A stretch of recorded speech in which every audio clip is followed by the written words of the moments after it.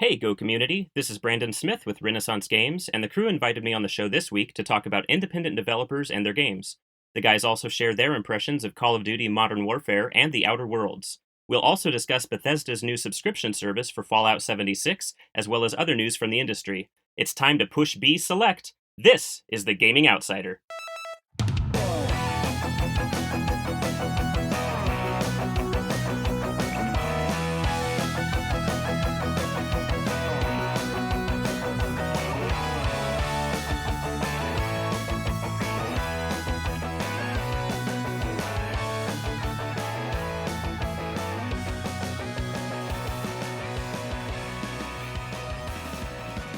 Greetings, programs, and welcome to episode 268 of The Gaming Outsider, a video game podcast with a focus on our incredible community.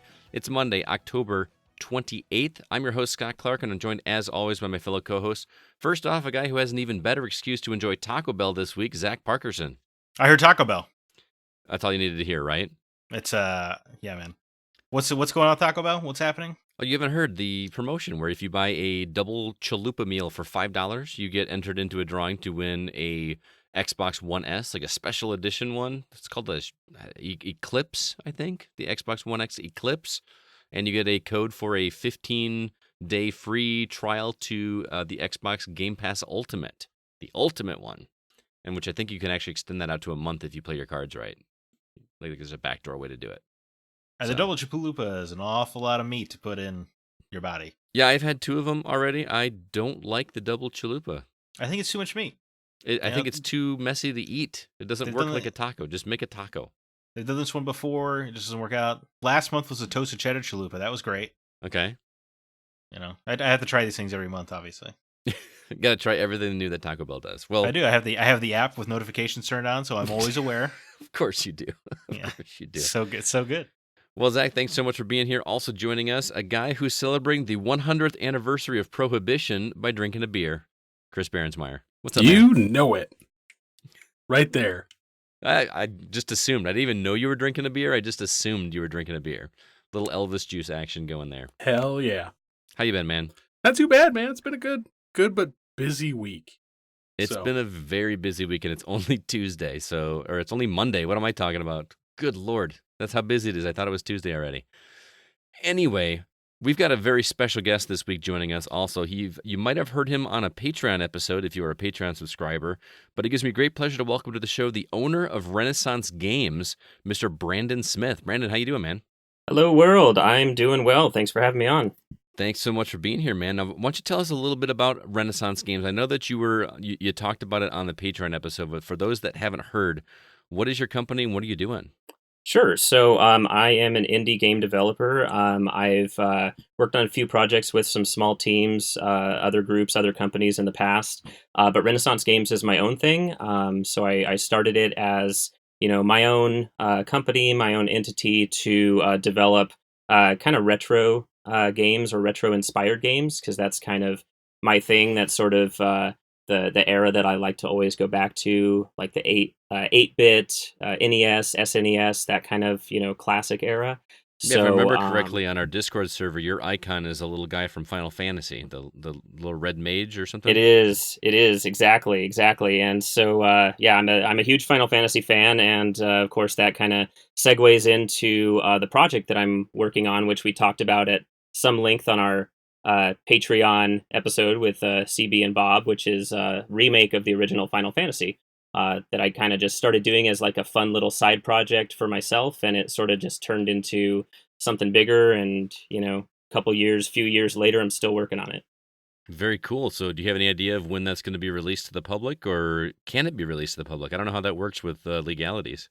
Yeah, that's a great question. Obviously this is a fan-made project. It's something that's a derivative of material that I don't own, to put it mildly. So it's one of those things where I never had any intentions of making any money off of it for those reasons. But who knows? It'd be nice to get it out there for somebody to play at some point. But for the time being, I'm content just me and my friends sort of enjoying it, and a couple of the guys here on the podcast have played it as well, and so it's just kind of like a fun thing for now. But who knows what the future may hold.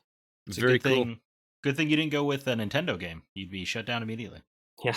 Well, who knows? They're starting to warm up a little bit. You got that Crypt of the Necro Dancer expansion that uses Zelda properties, so it seems like Nintendo's starting to kind of warm up a little bit to the indie world. Brandon, loaded question real quick. What's the best Final Fantasy game? It is a it's a hard question to answer, but probably 7. Oh, you were close. 9 is the correct answer. You're Nine's 2 great. away. 9's fantastic. It's pretty close. Very 9 good. is the one that I have not played. So I own it now, but I have not yet played it just because I don't have time to play a Final Fantasy game anymore that doesn't have 15 at the end of it. So, Yeah. well, so if people want to read more about that, I know you, like I said, you went on more length on that on the Patreon episode, but do you have a website that people can check out if they're interested? Yeah, the easiest way to look up Renaissance games is on my website, which is rengames.us. So you don't have to spell out the whole word Renaissance. So just go to rengames.us and you can check out what I'm working on. You can link to my Facebook, Twitter, and also my Discord server that's pretty active. I've got a number of people there that are keeping track of the Final Fantasy project I'm working on and giving me feedback and all that stuff. So feel free to follow me wherever you like. Very cool. Thanks so much for doing that, man. And thanks for being here. You're actually here to talk to us about IndieCade, which we'll get to in a little bit later, but you visited that recently out in California. Looking forward to chatting about that. But before we jump into the week's news, I wanted to share some other information with you guys. I'm a published author officially, and not just published on the internet like with this podcast, but I was asked to collaborate on a book for basically podcasters and how they got into podcasting. And I've got a chapter in a book called Pod Life, which you actually can purchase right now on Amazon. And I think it's like $14.99 or something like that. If you feel like spending that much money to read one chapter by me, but there's a lot of other good authors in there, including my friend Aaron Peterson, who I started the Hollywood Outsider with. And it's only about 3 or 4 pages long, but it feels good to be part of something where my name is actually on a actually printed book, which is kind of cool. So I'll have a link in the show notes for you if you want to check that out. Also, very quickly want to give a quick congrats to Sam Smith for winning our October game giveaway. He chose a physical copy of The Outer Worlds on PS4, which he gladly took a picture of and posted on the Facebook group. So be sure to check that out. And stay tuned for next month. I don't even know what we're going to do for November. Do you guys, what's on the horizon? There's so much coming out in November. We haven't really selected which one we're going to do, but We'll stay find tuned for that. something. I'm sure Star Wars would be a hit. I would probably be a very big hit. I would gather. So, but in the meantime, let's go ahead and jump into some video game news.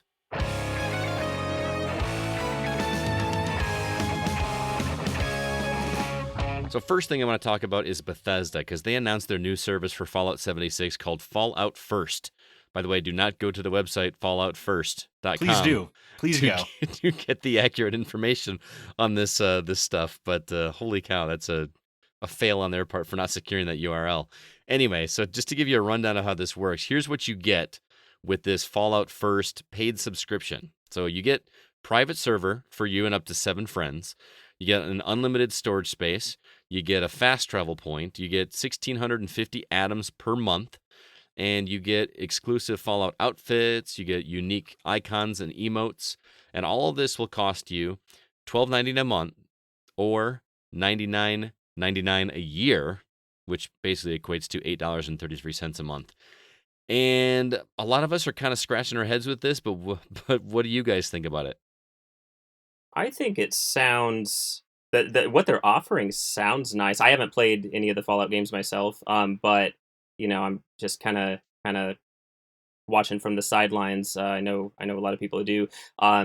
It sounds like some cool stuff they're offering. It sounds a little steep as far as price to me. I gotta weigh in because I'm probably the only one in this group that consistently plays Fallout 76. I'm a fan of some of it, but not all of it. The unlimited storage space is awesome, but the fast travel point, if you're like most Fallout players and have gone around the map already, that's not really a big thing. 1650 atoms a month. Cool. I can buy more useless items to put in my house which has a limit on how much you can build. Do you know how much that breaks down to in game, like real world currency, rather? I think it's somewhere like around the $15 mark. So Okay. I mean that's nice. The exclusive Fallout outfit, cool. Icons and emotes, yeah, that's great. But this is actually already causing a problem. Why is that? It's started a class war in the game. Because you can carry these items and emotes and everything into the public servers, and people that are seeing the people with these items are actually being actively hunted by players. That's kind of awesome. So, yeah, there's been a huge amount of people posting on the Bethesda forums that they're like, "Hey, yeah, that's awesome. I can pretty much only play on my private server now because people are nuking my house." Yeah, that seems like a really big oversight. I'm surprised they would allow that. I know with like Grand Theft Auto 5 and stuff like that, if you get like mods for that game, you can only play it single player. You can't play it online. And I think a lot of games are that way for that reason, to keep it fair. I'm surprised that it seems like a big oversight. Yeah. It just doesn't make any sense for me for an addition to a game that you already had to pay for. Granted, you could probably get that game for a lot cheaper than you could at launch. However, the thing that looks the most attractive to me, and this is coming from a person that has not played the game, is the private server, so that you can play. I'm sorry, that's a feature in a lot of games. It is a feature in a lot of games. Actually, and I understand fact, that it takes up server space. This whole list without the premium currency is stuff that other games just have. Right. Yeah. Here's the thing, though. If they were to come out and say you can get just the private server for you and your friends, and it'd be like $2 a month, I might be okay. $2 a month to have a private server.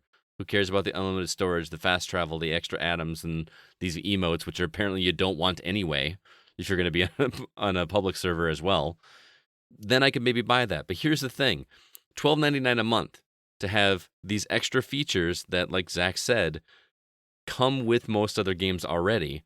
I could spend $9.99 a month and get Game Pass or PlayStation Now and get a catalog of games for less than the cost that it takes to get a feature in Fallout 76. Am I understanding that correctly?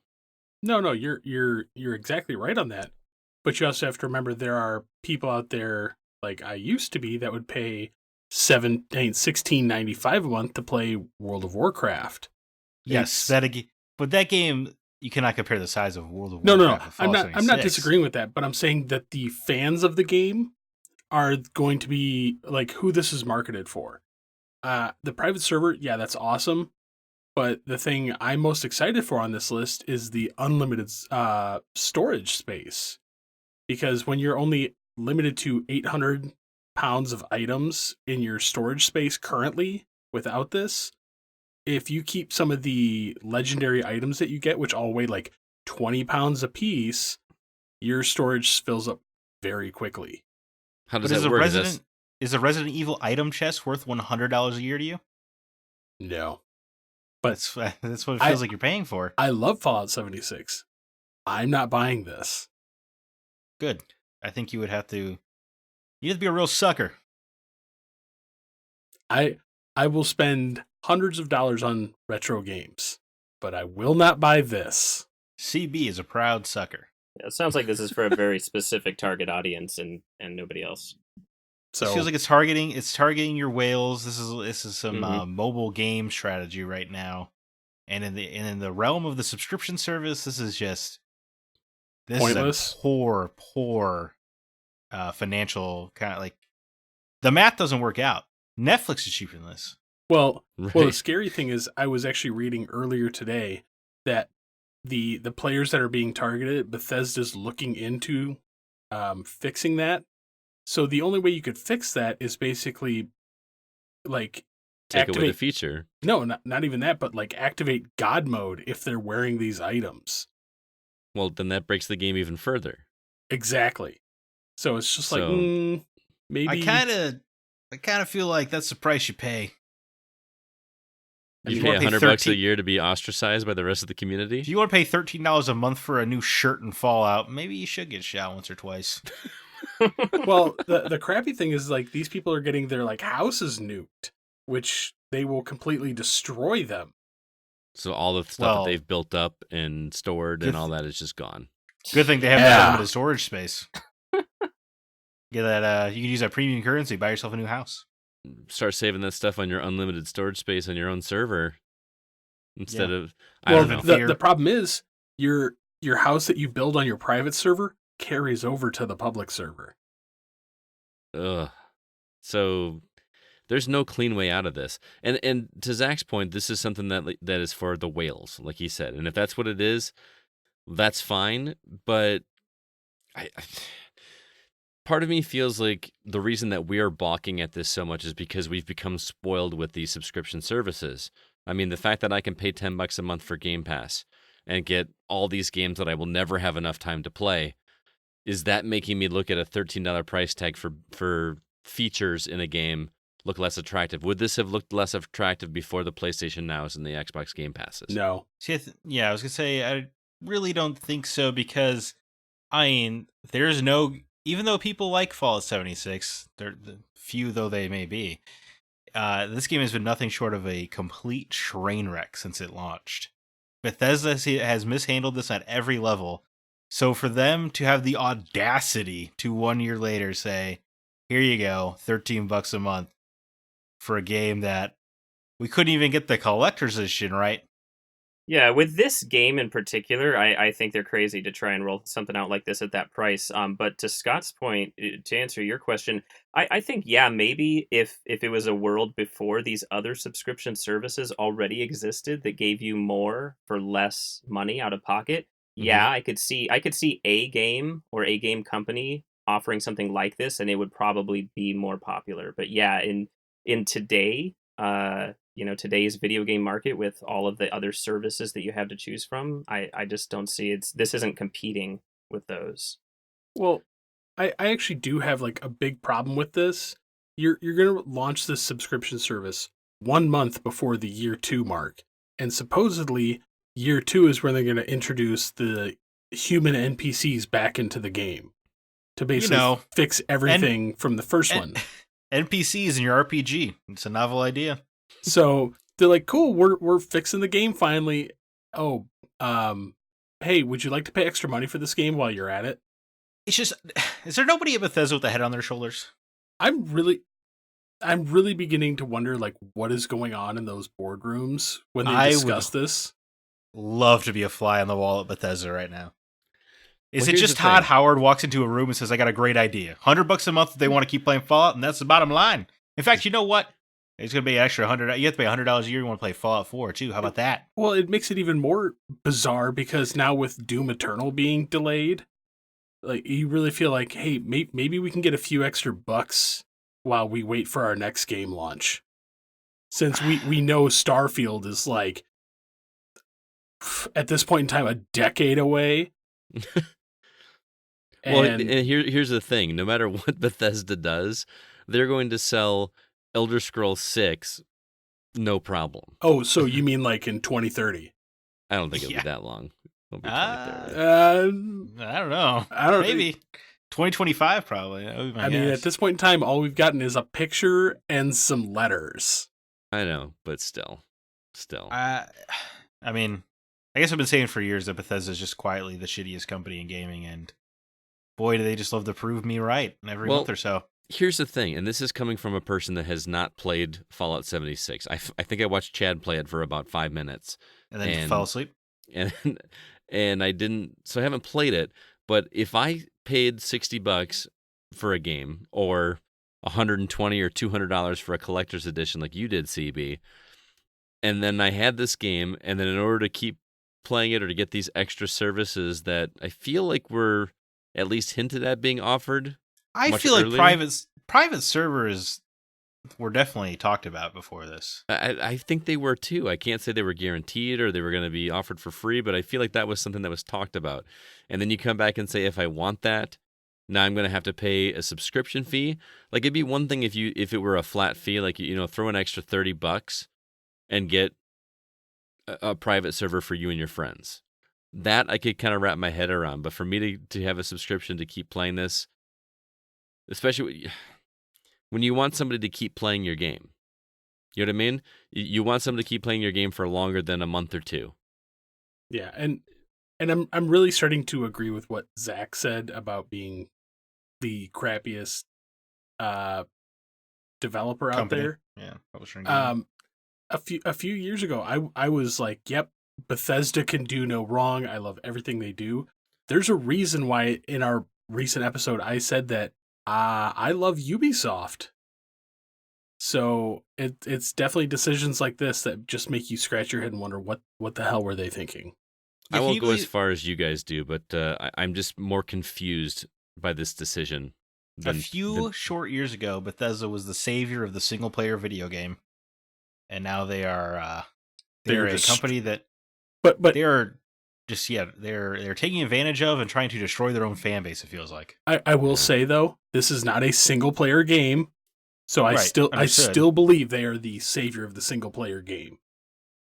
But their foray into a multiplayer games have been an atrocity.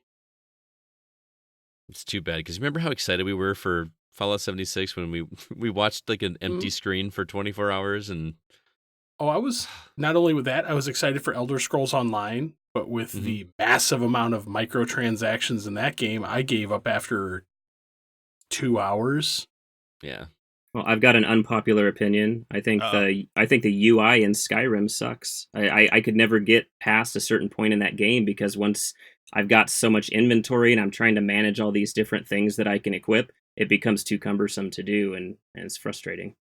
That's fair. I Sure. think some people actually like doing the menu systems in that. I was one of them for a little bit, but again, I haven't touched Skyrim in 3 or 4 years, so getting into a game that we're going to talk about shortly, Maybe maybe. we're gonna keep ragging on Bethesda. I know, right? I didn't mean for this to turn into a just complete Bethesda bash fest. I mean, they really opened up the floodgates with this one, right? They didn't.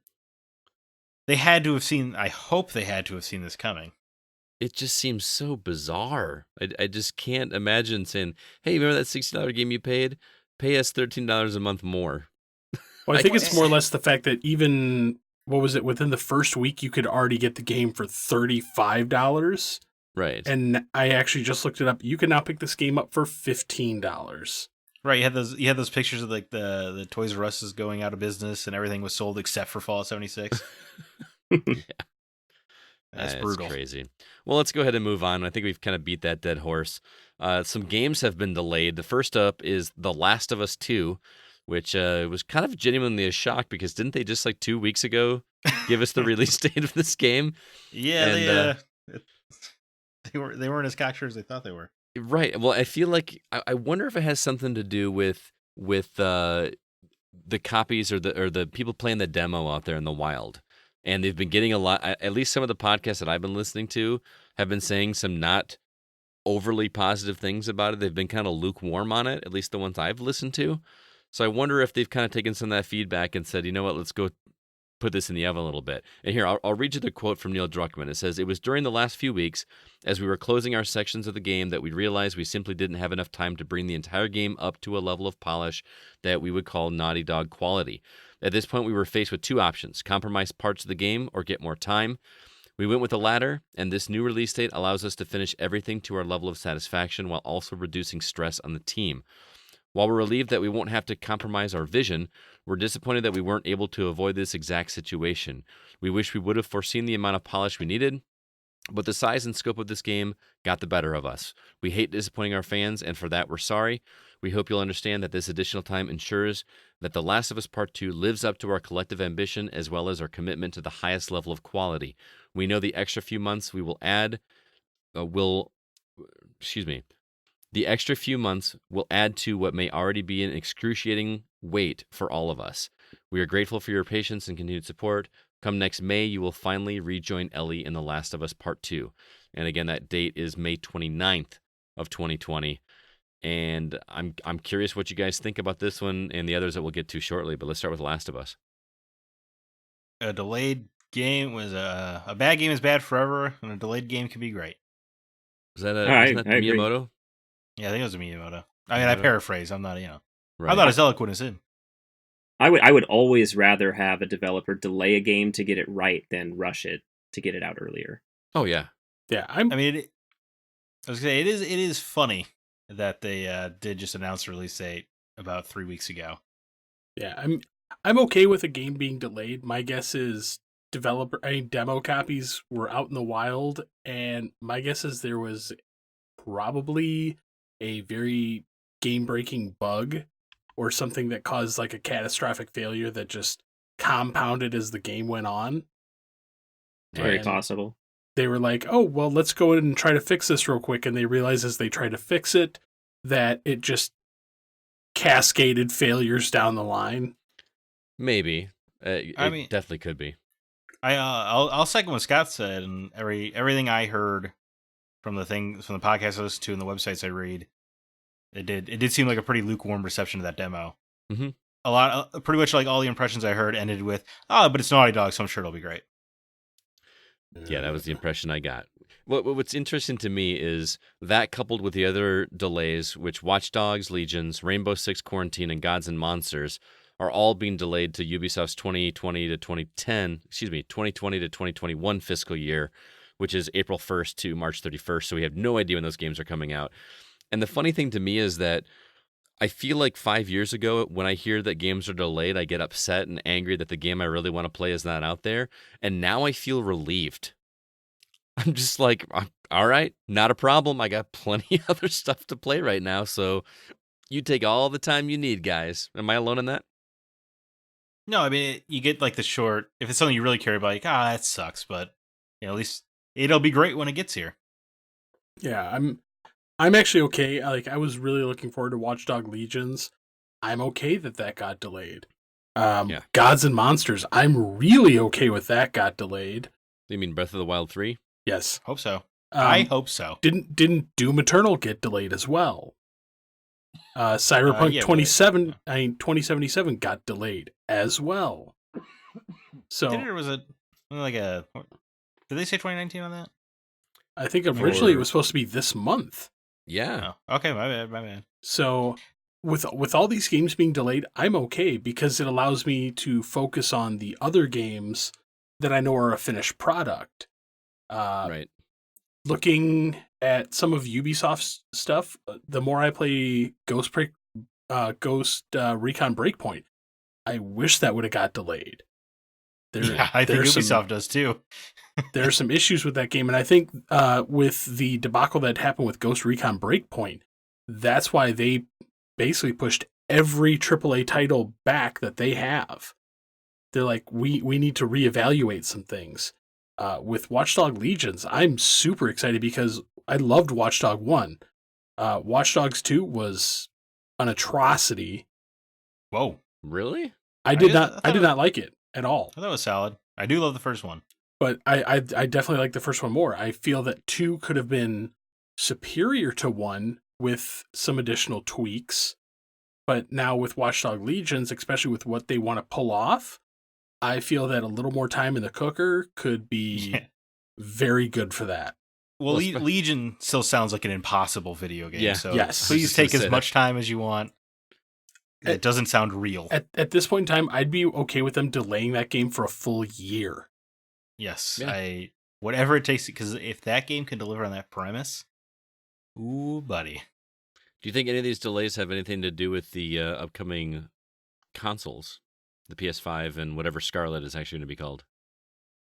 God, what was... There was the one game that they just said that that got delayed like super long, and they're like, oh, that's verging on PS5 release date. And they're like, nope, it's still a PS4 game. Was it Ghost of Tsushima? I think it was, but because they pushed it back so far that they were like, oh man, are you releasing that as a launch title for the PS5? And they're like, no, it's still a PS4 game. Well, luckily, you can release a PS4 game, and it can still technically be a PS5 launch title. True story. Well, I think at the bottom line, for one of the first times in a while, I'm not upset by delays. Take all the time you want for almost all these games. I don't really care about Rainbow Six Quarantine.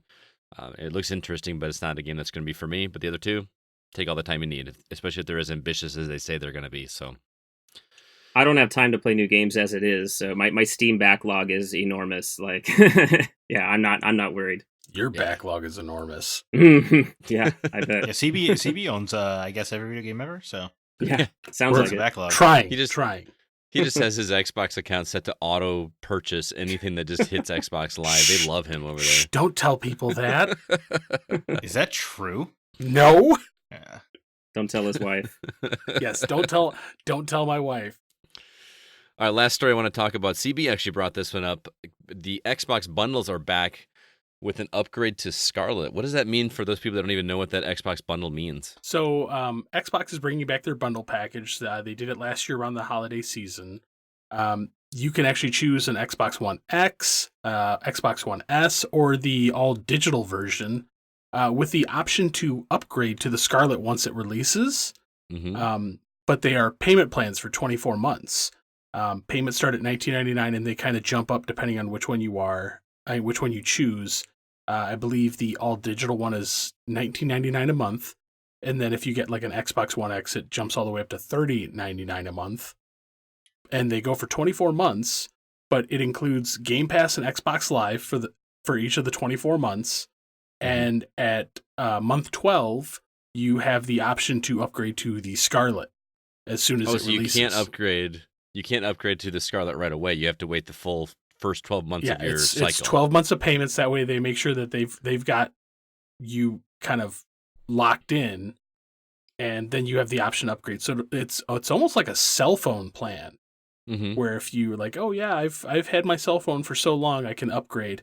That's what I feel that they're trying to do, and I'm actually really okay with this. Is this still exclusively through the Microsoft Store? I believe so. Okay. So I mean, it's a good deal. There's no getting around that.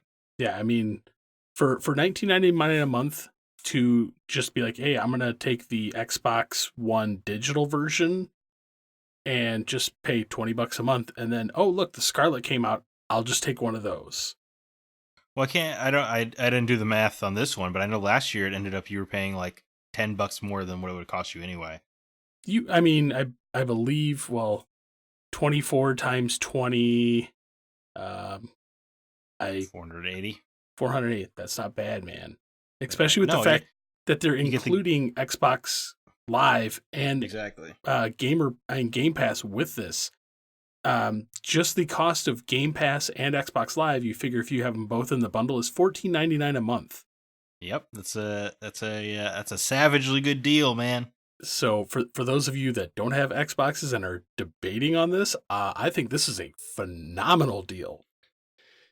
I really do as well. I mean, you're getting the console, the Game Pass, Xbox Live. It's just nuts. And now with the option to upgrade. So those people that took advantage of this last year, they're going to already have the 12 months or even later than that. As long as you were 12 months by the time the Scarlet comes out, you can just upgrade right on the spot, Well, right? I believe this is going forth from the announce date. It's not last year's bundles. Oh, okay.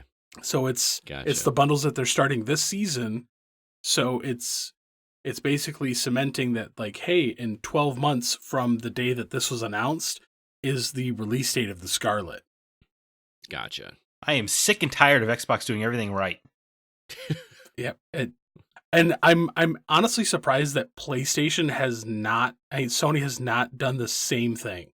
They have their head far in the wrong direction. Yeah, I mean, for essentially the fact that they're like, hey, we're gonna rent you a console for $5 a month as long as you pay for the PC and the Game Pass and Xbox Live. We're gonna rent you this console for 5 months. That after 12 months, you can upgrade to our brand new console, no questions asked. Is this a rental or is this a rent to own? Like It's an a actual rent to prepayment? own. So But- it's not even a rent. You can actually you own the console when it's all said and done. Yeah, but at the same time, you can opt out of this at any point in time. So you basically you're renting it, and you're like, oh, I don't like this. I'm going to return it. But essentially, you're paying for a console for $5 a month, and you can get the brand new Scarlet when it comes out, and still get Game Pass and Xbox Live with the Scarlet, and you're essentially only paying $5 a month. That's crazy. That is bewildering. Well, the plan, you said the $19.99 is for the digital, digital only version, one, right? which if you don't have one, I would recommend going the digital route just for the 12 months and then getting the new one. But for $30.99 a month, so you're basically just doubling and you're adding $10 on more for an Xbox One X. I mean, that's still a phenomenal deal. Yeah, but what's the Scarlet going to cost then? The Scarlet's going to not be $30.99. That's going to be $40. Right? No. You are locked into a plan with this. You are paying $20 a month for 24 months, period. That sounds too good to be true. According to all the articles that have been out, you are paying $20 a month for 24 months, and at 12 months, you can upgrade to the Scarlet and still just pay the $20 a month. Man, okay. That just seems like a no-brainer then at that point. But exactly. It's really making me debate on just going out and getting a digital and just paying the $20 a month, because then when the Scarlet comes out, I will be able to get one and have it paid off after 12 more months. I feel like we're missing something, but what do you think, Mr. Retro over there? Doesn't play anything but NES and SNES games, or do you think you might jump on the console bandwagon with this? Are you talking about me? Yeah. I play more than the NES and SNES. It sounded like you were talking about CB for a second. Oh yeah. Yeah. I've never, well, not for a long time. I haven't been much of an Xbox guy. I'm more Sony. I haven't bought an Xbox for myself since the original one went red ring on me, and I threw it off my apartment's balcony. Oh wow. I had anger issues back then. That was a long time ago. But only back then. But only back then. It's been many years. No, it sounds like a phenomenal deal. Okay. I still say it sounds too good to be true. So I'm actually reading the article right now. If you do the digital version, there's a small fee you have to pay. If you have the Xbox One X, over the course of the 2 years, it comes out to be $743.76 with tax. Mm-hmm. So that's essentially going to be more than the cost of the Scarlet when it comes out, because I think I read an article that it was going to be $5.99 at launch. Mm-hmm. So essentially, they're giving you Xbox Live Gold and Game Pass. And you're just paying for your Scarlet, but they're like, here, use this hardware in the meantime until this console comes out. So more or less, they're locking in Scarlet sales. Yeah. Yeah. It's interesting. It does sound too good to be true. Yeah. I feel like I'm what's the small fee? After you said that there's a small fee if you have the digital only one. Well, you figure if you went out and bought a Xbox One S digital today, they're $199. Mm-hmm. So if you're paying $20 a month over the course of 2 years for 24 months, that's more than the cost of the Xbox One S digital. Well, yeah, by a lot. But you're also getting the. My guess is the small fee will be less than $200. Okay. Guess we'll have to wait and see. But let's go ahead and move on. CB, we got a new Patreon episode, do we not? Yes, we do. So, other than we have the Final Fantasy episode, which we recorded with Mr. Brandon Smith and myself and Bob. Also, recently we had the educational games and the Behind the Podcast episode. We have a massive backlog, and we are actually recording the Halloween episode. Hopefully, if everything goes right, it will be live on Halloween. All right. And we're still toying around with our Glee episode, waiting for Zack to put together what we're going to talk about on an episode of Glee. I guess we got to play the game too, don't we? Oh, yeah, we're going to play it. You're going to sing. So can I tell everybody the idea I had for next month for a Patreon episode as well? Sure, fire away. Actually, this was Nate's idea, I believe, our producer. What we're going to do is we're going to sit down because Nate has never seen either of the two Tron movies. So we're going to sit him down and make him watch both of those, and we're going to sit down and chat about it afterwards, getting a fresh experience from somebody that's never seen it versus those of us that grew up with it and those of us that saw the second one in the theater too. I think that would make for a fun episode, and maybe throw in some Tron games in there to talk about as well. Just make it a whole Tron themed episode. What do you think? Tronathon. I'm looking forward to that. Especially Tron Legacy is honestly one of my top like 3 movies of all time. I love the movie. Bold Wow, statement. Wow. Oh yeah, I know. Unpopular Like opinion. I like how all of us reacted like, what? No, I like the movie. It's just that there was a post on the Hollywood Outsider this week where somebody was talking about why is your soundtrack so good but your movie so terrible, and I went in and I was like, I kind saw of like that. the movie. I saw that. I responded too. Yeah. See, I will actually still to this day put the original Tron over Legacy, Well, yeah. and I actually put the original Tron in my top 25. Oh wow. So Interesting. I watched it again before Tron Legacy came out, and I did not feel like it had aged as well as I had expected. Oh, no. You have to put By yourself quite a bit in margin. You have to put yourself in the mindset of what this movie was like when it first came out. Like, look at the other movies that came out around that time frame, and honestly, it was a pretty big achievement for the time. Yeah, I mean, Yeah. 82, right? I think it came out in 1982. It was the same year I was born. Yeah, that's a long time ago.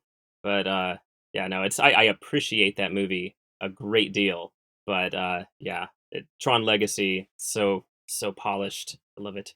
I do too.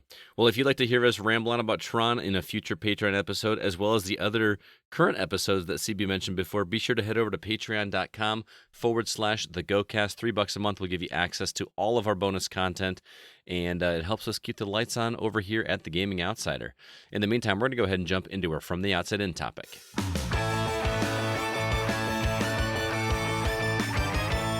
We asked Brandon as our guest this week for a couple reasons. One was to hear about his awesome project with Renaissance Games, which he mentioned earlier, but we also wanted to hear about his recent visit to the IndieCade Festival in Santa Monica, California. Now, Brandon, since we've never been to this festival, can you tell us exactly what it is? Yeah, I will do my best. So IndieCade basically it's a video game festival, but it specifically focuses on independent games and indie game developers. I'll read you the little blurb from the website, which is IndieCade.com, if you want to go and check out anything that I'm talking about here. But basically, IndieCade is the premier international event dedicated to celebrating independent interactive media from around the globe. Throughout its 14-year history, IndieCade has been at the forefront of indie games. IndieCade is expansive in the games it celebrates, from tabletop to text-based, alternate reality to action-adventure, roguelike to real-time strategy, traditional to unexplored genres. So it sounds very broad, and it is. It's a little bit of everything. Like it mentions tabletop in there. I was actually kind of surprised to see how many tabletop games and things of that nature there were. It's not indie games are not just video games. It goes far beyond that. So you're like if you ever go to IndieCade, you're going to see all kinds of stuff there. And again, go to that website IndieCade.com and you can see a bunch of the stuff that was there this year. But it's a really cool experience. This was my first one. I'm kind of new to this whole scene as far as the indie developer thing goes. I went with a couple friends of mine, Justin Carter, who has Inside Out Games. You guys had him on the show some time ago as well, talking about his game Negative Space. He was showing that. Yeah, you remember that one? I'm actually going to be on his podcast tomorrow. Awesome, very cool. Yeah, I was on an episode of that too. It was a lot of fun. He's a cool guy. So yeah, we went out there together, the two of us. He was showing his game, I was showing mine. And then also one of my best friends, PJ Vilsaint, who he and Matt Martin, another friend of mine, we've all worked on games together in the past. They actually have a tabletop card game that's kind of like a fantasy, D&D inspired kind of, RPG kind of game with you choose a hero class that you want to play as and fight a boss. It's called Boss Battle. So they were showing their game there. So yeah, we all kind of went out together, and we were set up in like one part of the venue where we were showing off our stuff. I'm trying to remember exactly what they called it. A game tasting. We were in the game tasting area showing our stuff, and there were probably 15, 20, maybe more other developers all set up in that area. And that was mostly all I saw the first day that I was there. And there were, tabletop games. There were some video games. People brought their laptops and just set up, and it had like a bunch of tables just kind of like filling this room. This was at a community college there in Santa Monica, and there was a lot more than just that, though. They have people that enter their games into essentially the competition portion of IndieCade. Sure. So you can win. You win awards for various different categories of games, and so I got to check out some of those on the other days that I was there.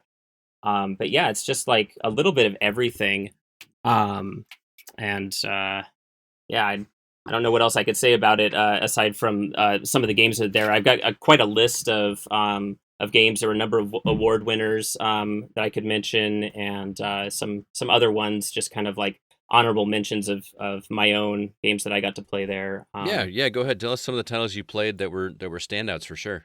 Sure. So I guess the first one that comes to mind for me is there's a VR game that I got to check out. It's called The Under Presents, and it's by a developer called Tender Claws. I'm not sure if they've done anything else before. I'm not familiar with them. But I got to check this one out. They were set up just kind of off to the side of where I was for most of the first couple days, and I kept watching other people walk into this room. They had a glass walled room, kind of emptied out. There's no tables or chairs in it.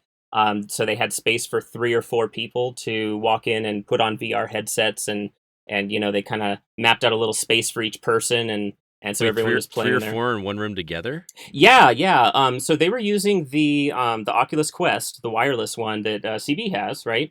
Yes. You have the Oculus Quest. Yeah, and I was really excited to play with it because that's on my radar. I've been wanting to get a Quest for some time. I actually hit you up, CB, a while back with some questions because I said, "Oh, hey, you have the Quest," and I'm looking at that. I wanted to make sure it's the right one for me, and I'm super excited to get one of those hopefully by this Christmas.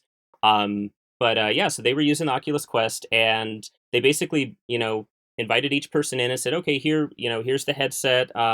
Here's the controllers. Let's map out a little square of space for you in the room," and that's really all you need. And this is one of the things that I really appreciated the most about the game is the way that you kind of move through space in that game. You don't have to really walk; you turn around in physical space, but to traverse the world that they've created, you do this cool thing where you kind of reach out with the paddle or whatever you call those controllers, and you squeeze one of the face buttons and then drag yourself through the world like you're pulling, almost like you're pulling at a fishing line. Hmm.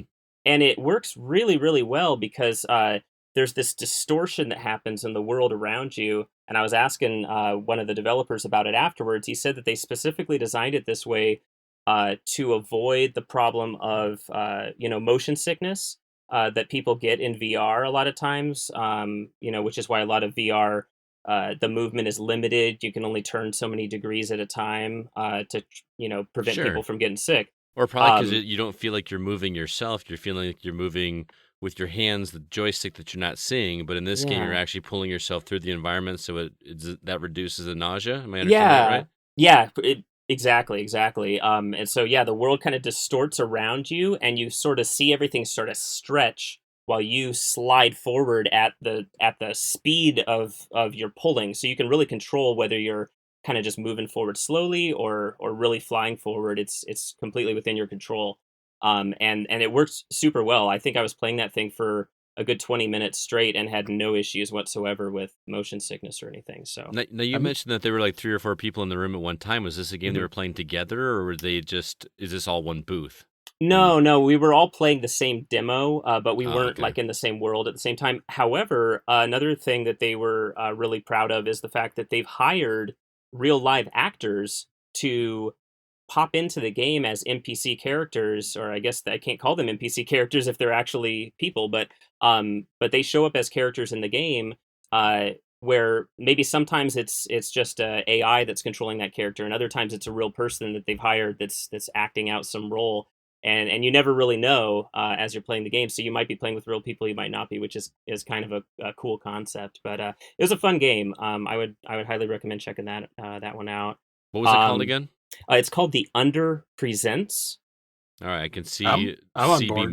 mentally putting it down in his head already. Oh yeah, Yeah, check it out. I actually wrote it down.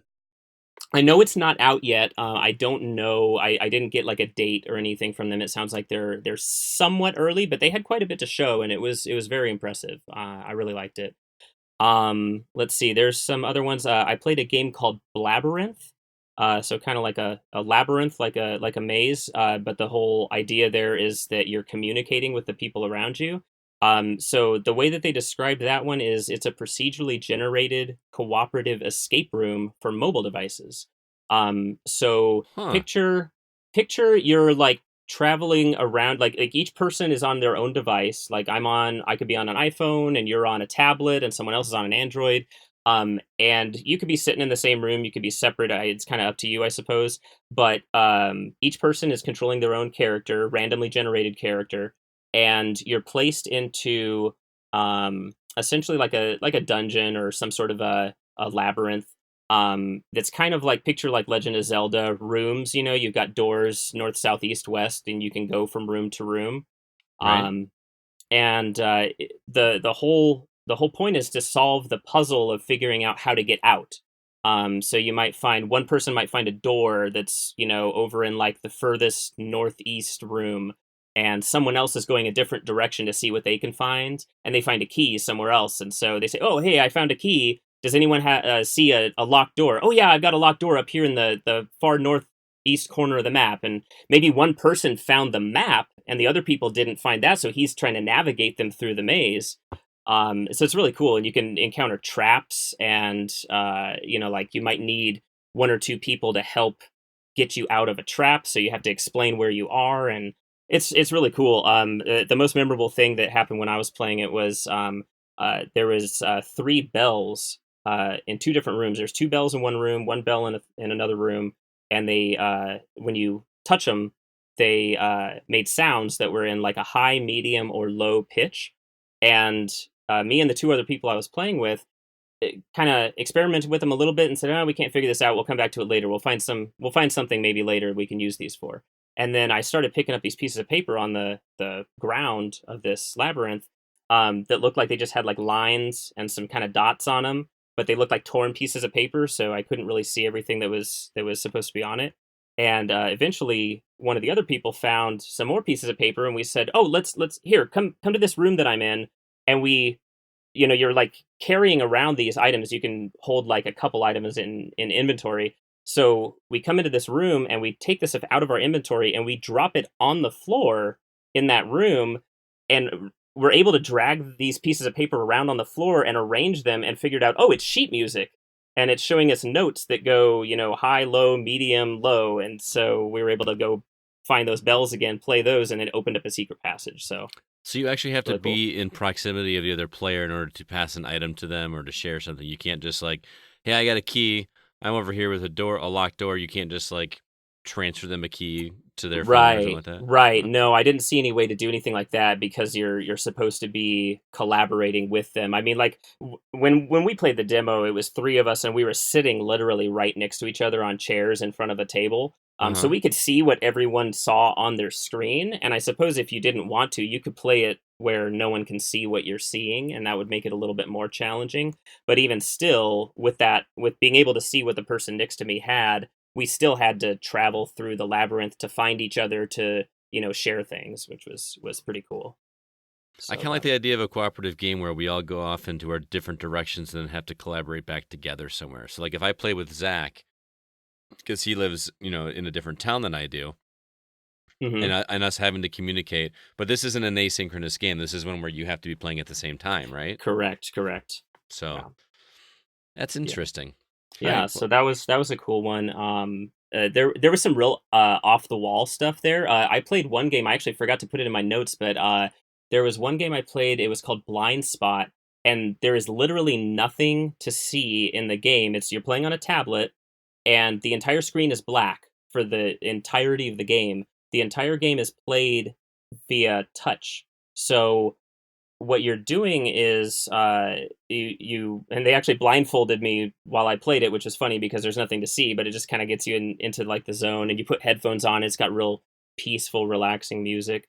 and you're just sliding your fingers around like one finger at a time on the screen, trying to find a specific point on the screen where there's like an invisible, dot that's there. And when you get closer to it, it like the Vibration function. tablet. Yeah, exactly. The tablet vibrates, and it vibrates more and more until you find that spot, and then that vibration suddenly just ceases, and then you go find another spot, and it's a really chill, just kind of zen, relaxing game. And the developers were explaining that one of the reasons, primary, inspiration for the game was people with anxiety who need some way of kind of calming down and focusing, and maybe they Finding a can't. center. Yeah, exactly. And maybe they can't get to a real relaxing area. They're in a traffic jam or something. They can just pull out a tablet or a phone and they can play this game and close their eyes and put on some headphones and relax. Maybe not put on headphones while you're in a traffic jam, but think of a better Or a example. blindfold. But Yeah, or a blindfold. I understand that with that's super cool. the music and the actual like tactile function is actually kind of interesting to me. So Yeah, So- it was neat. I had a lot of fun with that one. I mean, I can go on. There was some really interesting stuff there. Getting a little bit more outside the box, outside of video games themselves. There was one. Is actually one of the award winners. In fact, the Labyrinth game was one of the award winners as well. They won the award for procedural generation. There was a game called Ama's Memento. This one got the location-based and live play award, and this was a really cool story, and that's kind of the big thing with this one. The developer Awu Chen, he's from Taiwan, and his grandmother is an art collector and has been for many years, and she's been trying to create. She's had this dream since she was young of creating an art museum in Taiwan to preserve like Taiwanese culture, and so he created this whole experience to tell her story, and share it with the world. And it starts off as like an AR experience where you take a mobile device and you scan a painting, like a physical painting that's in front of you, and it turns into a 3D thing that you can explore in this virtual space. And then you go and like their whole they had an installation there. It was basically like one end of this room where they were showing it, and they literally have people that kind of guide you from one part to the other behind like a curtain, and then you're looking at this physical map that they have printed out, and you're using AR to scan different things and look at them and read about them, and it plays audio clips, and then you watch a video of the grandmother talking about her life, and then it ends with a VR experience where you put on a headset and you can walk through a digital recreation of her childhood home. So that's the kind of stuff that you see at IndieCade. It's real, pushing the boundaries of what's a game. Some of them are really just more of a storytelling experience that you use, in technology in some way for, which is really cool. You're making me really want to go to IndieCade next year because I just want to see all the crazy stuff and see stuff that just could be huge in the future. Yeah. Not to mention meet developers that aren't household names at this point, but very well could be. Oh, in the next yeah. 5-10 years. Yeah, absolutely. And that's really the vibe you get too. You meet a lot of people and you go, oh, who is that person? And you have this is one of the most exciting things to me is, like I said, this is my first time going. And so I didn't know anybody there. And as far as the whole indie developer kind of world goes, I'm not super well connected to that. I don't, I'm not very close to it. I'm kind of a bad indie dev because I don't pay attention to what a lot of other people are doing, but I'm walking around and going, I don't know who these guys are. They could be super, accomplished, and I have no idea, and they don't know who I am either. And so it felt like everyone was really on the same, like an equal playing field. So, I just go have lunch one day with someone that's just sitting there, and we start talking, and we're exchanging business cards, and they're telling me about their project, and I'm like, oh, this is awesome, and oh, you work for this company. I've heard of them, and so everyone's just kind of, same level, which is awesome. And I got to meet Ashley Birch while I was there, which I was super excited about. Very cool. The you know who she is, the actress that did the voice of Aloy in Horizon Zero Dawn, and and Chloe Life is in Life is Strange. Strange. Yep. So I got I got a selfie with her. I was super excited. I think I actually messaged you guys. Yeah, you did. While That I was pretty there. cool. Yeah, she was doing one of the announcements at the award ceremony. And I was like, "Hey guys, Ashley Birch is here. I'm gonna try to meet her." I was super excited. She's Kind of a also in the highlight for Outer me. Worlds, which we're going to talk about later. She plays one Really, I of. didn't know that. Yeah, yeah. That's awesome. It's pretty Cool, cool Yeah, cool. stuff. IndieCade E3 is always fun. Just thought I'd chime that in. Yeah, Yeah, we they spent a have lot of time at IndieCade. I was gonna say they have like a section there for IndieCade, I think, don't Oh they? yeah, Yeah. Boyfriend Dungeon was a highlight. Knife Sisters, and of Ah. course, upcoming Lemniscate. upcoming Zack and Scott 2020 Game of the Year, Lemniscate. Oh man, that game is great. You gotta play Lemniscate. Go look up those guys on Discord. We're friends with them on our server, but they've got a really clever concept that I need to play more. It's really cool. It's one of those ideas that's so good that you wonder, how did we get this far without anybody else thinking this up? Yep. Nice. Like we went back a second and third time, didn't we? It's so good. It really I is. wish. Hey, hook us up, developers. Let me know. Let me play that at home. Yeah. I'm actually curious, since it was IndieCade, was Tunic there? Not that I saw. Not that Nobody I saw. knows what's going on with that game, man. I know. I probably missed some of the games that were there because there were a lot, and it's interesting because the way it's set up, since it's at a college, this isn't like, you picture E3 and you've got this big exhibit hall, right? Right. With IndieCade, you've got pockets of people just kind of camped out wherever there's room, so it's much more informal. So you've got like the room where we were doing the game tasting that's just tables and chairs just in like sort of a big kind of break room area. And then you've got like you walk around the corner from that and you just got like classrooms that they've opened up and sort of moved all the tables and chairs out of the way and set people up on tables along the walls, and you can walk into those rooms and check out those games. And then they've got the actual nominees areas, which is a couple of larger rooms where they set lined up tables, and you've got people at all of those, and there's just crowds of people trying to get through, especially on the last day when it's open to the public, and it's kind of crazy, and you're just walking around going, oh, there's a game, oh, there's a game, I didn't see that one, there's someone sitting on the floor with their laptop, and that's a game. So it's different. Yeah, that sounds like a dream for me. I definitely want to. We may have to consider that one next year. Where's it at? California? That one was in Santa Monica. I don't think it's. I think that was the first time it's been there. They've been at a couple different locations before. It's been going on for a while though. Yeah, I'm in. We'll check it I'll have to out. look into it. Sounds like fun. Well, let's go ahead and move on. And thanks for that information, Brandon, about IndieCade. Like Zach mentioned, we got a small taste of it at E3. It was all kind of packed into one area, but we saw a lot of really cool looking games over there. I don't even think we got to play all of them, but it was a very cool experience. But I want to talk about some of our favorite indie titles that we kind of hope other people will give a shot, because I was thinking back on it and I realized I played a lot more indie games than I thought I did, especially after seeing everybody else's picks. So Brandon, as our guest, we're going to let you go first. Tell us what games that you hope other people will try out. Sure. So, like I said a minute ago, I feel like I'm a bad indie game person because I don't play as many as I should. I just don't find the time to play as many games as I should. Period. And I think it's kind of the curse of the game developer that Yeah. I love games so much, I want to make them, and now I spend all my time making games and I don't have time to play them. But a couple that come to mind of the few that I have really spent some time on.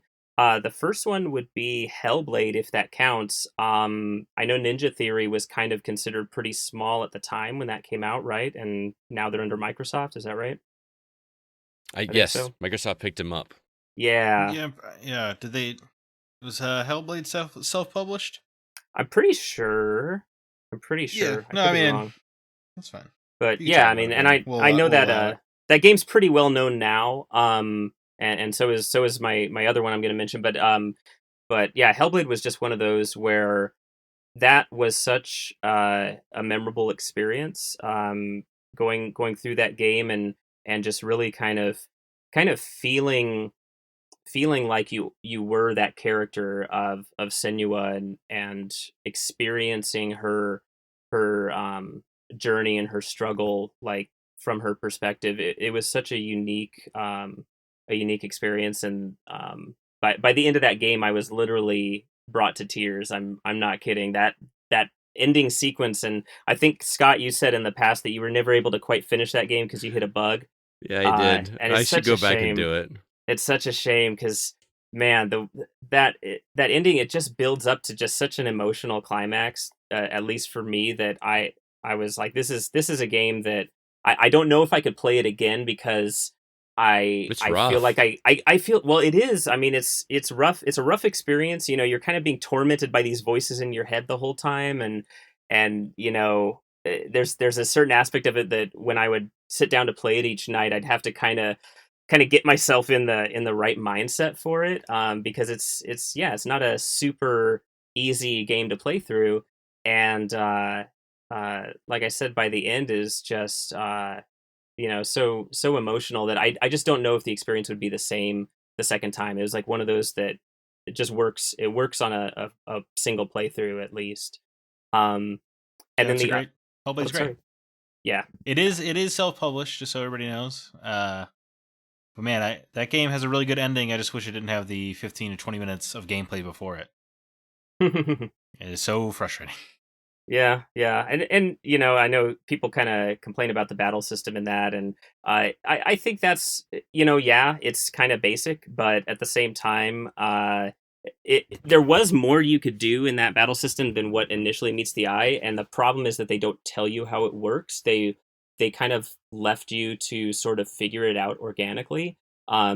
But like, if you, as long as you understand that and you're okay with that, like, it's actually kind of fun once you sort of start experimenting with different combos and stuff like that. Yeah, But no, I like the combat. There's just too much of it.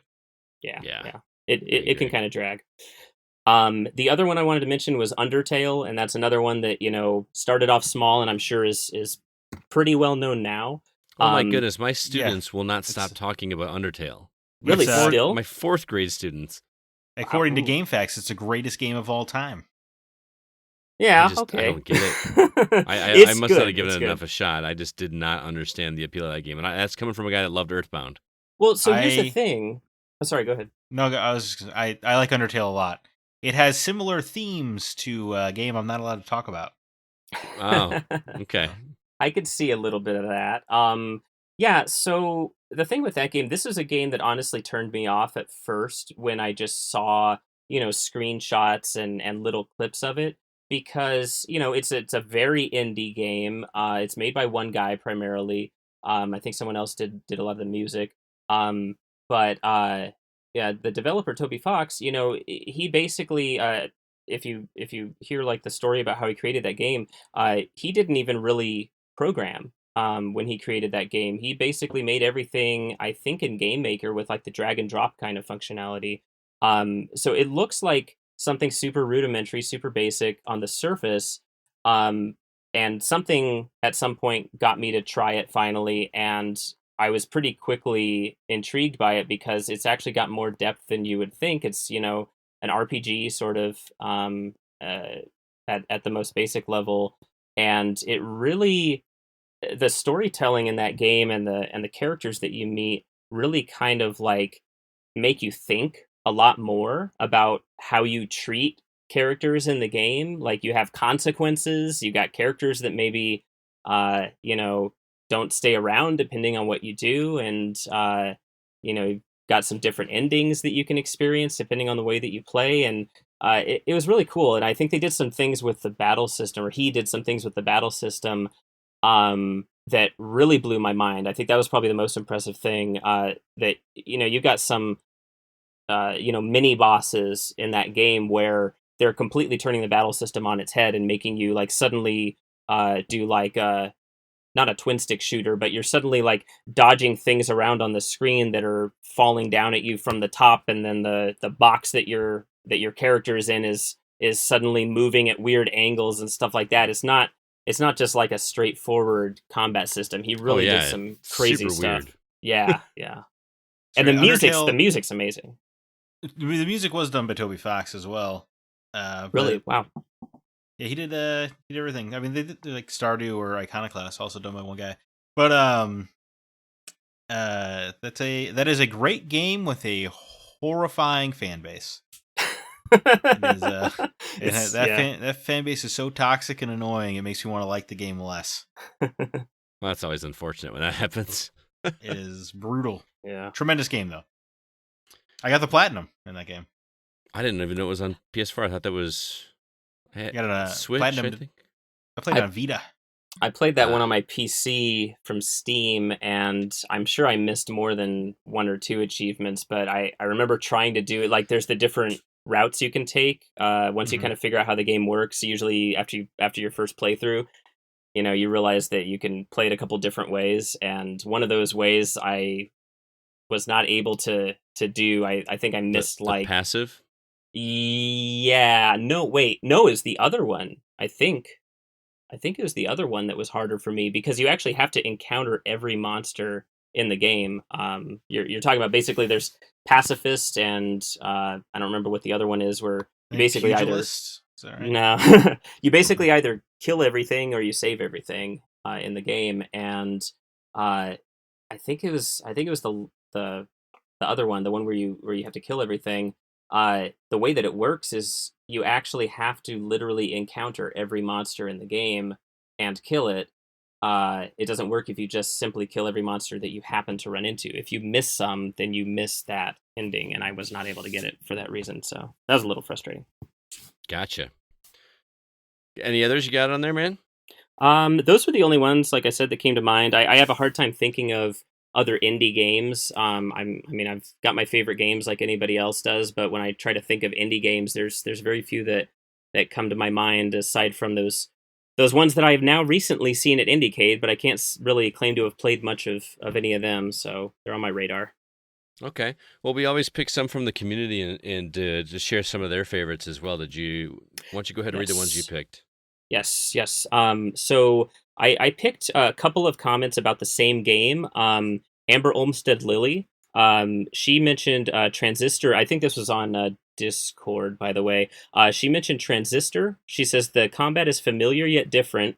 The music is resplendent and haunting. Nice words. Your main character is mute, but her sword does speak. And then I also picked a comment by Sai Quinones that said he also mentioned Transistor, and what he says about it is whenever someone asks me to recommend a game, Transistor is my first pick. Great story, fun gameplay, and a stellar soundtrack. A game that I bought randomly and was blown away by it. This was the follow up from the developer of Bastion, and they did a fantastic job in creating a memorable story. Also, recommend their next game that they developed called Pyre, which also has a great soundtrack.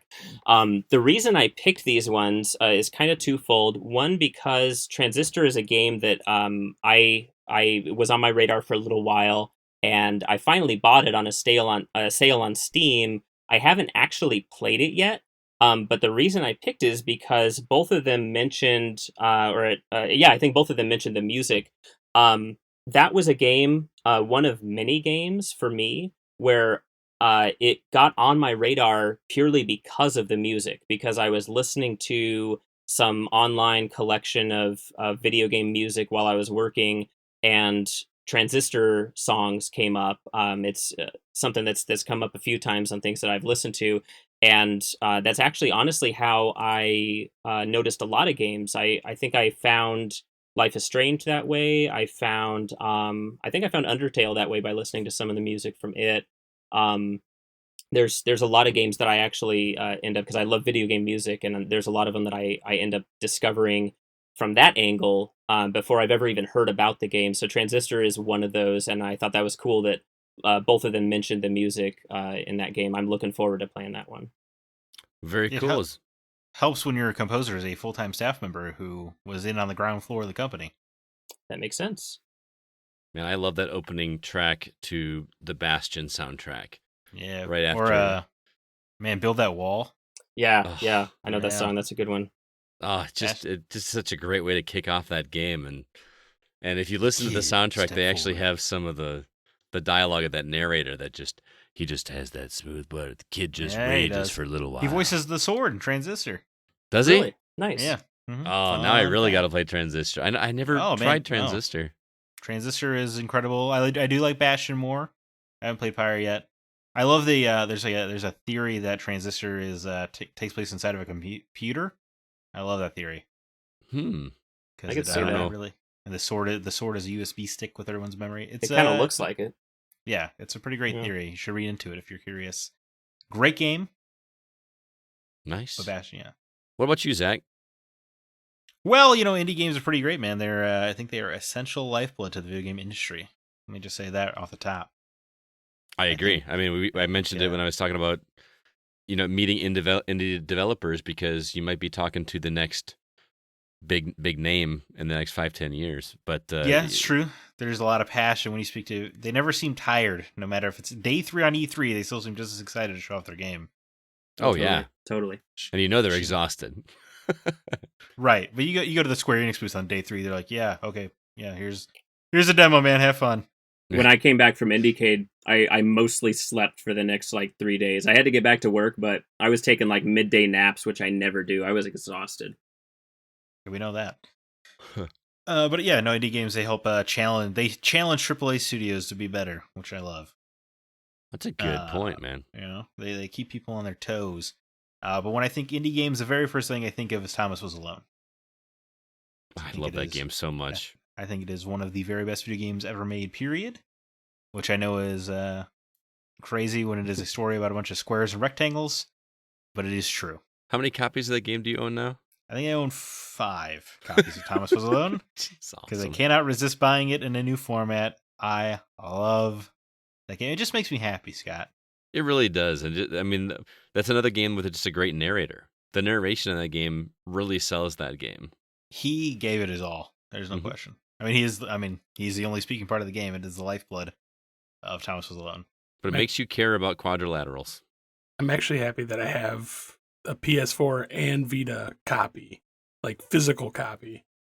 Oh, I nice. have the limited run of the PS4 version as well. I also have the GameStop exclusive Steel book, which I like as well.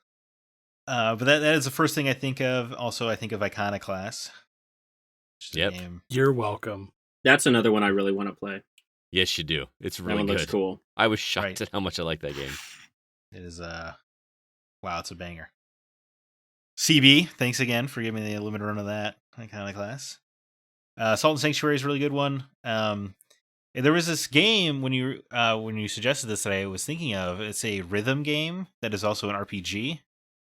Like you think Puzzle Quest, but instead of puzzle combat, it is rhythm game. I have never heard of this. What is it called? It's called Sequence, is what I played it on when it was an Xbox Live indie game, not even on the arcade. It was that anybody can put up their own game, X and A style, which is where the Salt and Sanctuary guys got their start. Another tremendous indie game, the third best Dark Souls game ever. Is that also where I made a game with zombies in it? Yes. Was on that?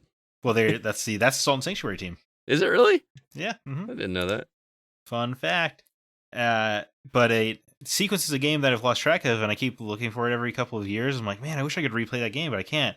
And I just found out about 15 minutes before this podcast started. I couldn't find it because they renamed it. It is now called Before the Echo. It is on Steam right now for $1, and I recommend you try it out.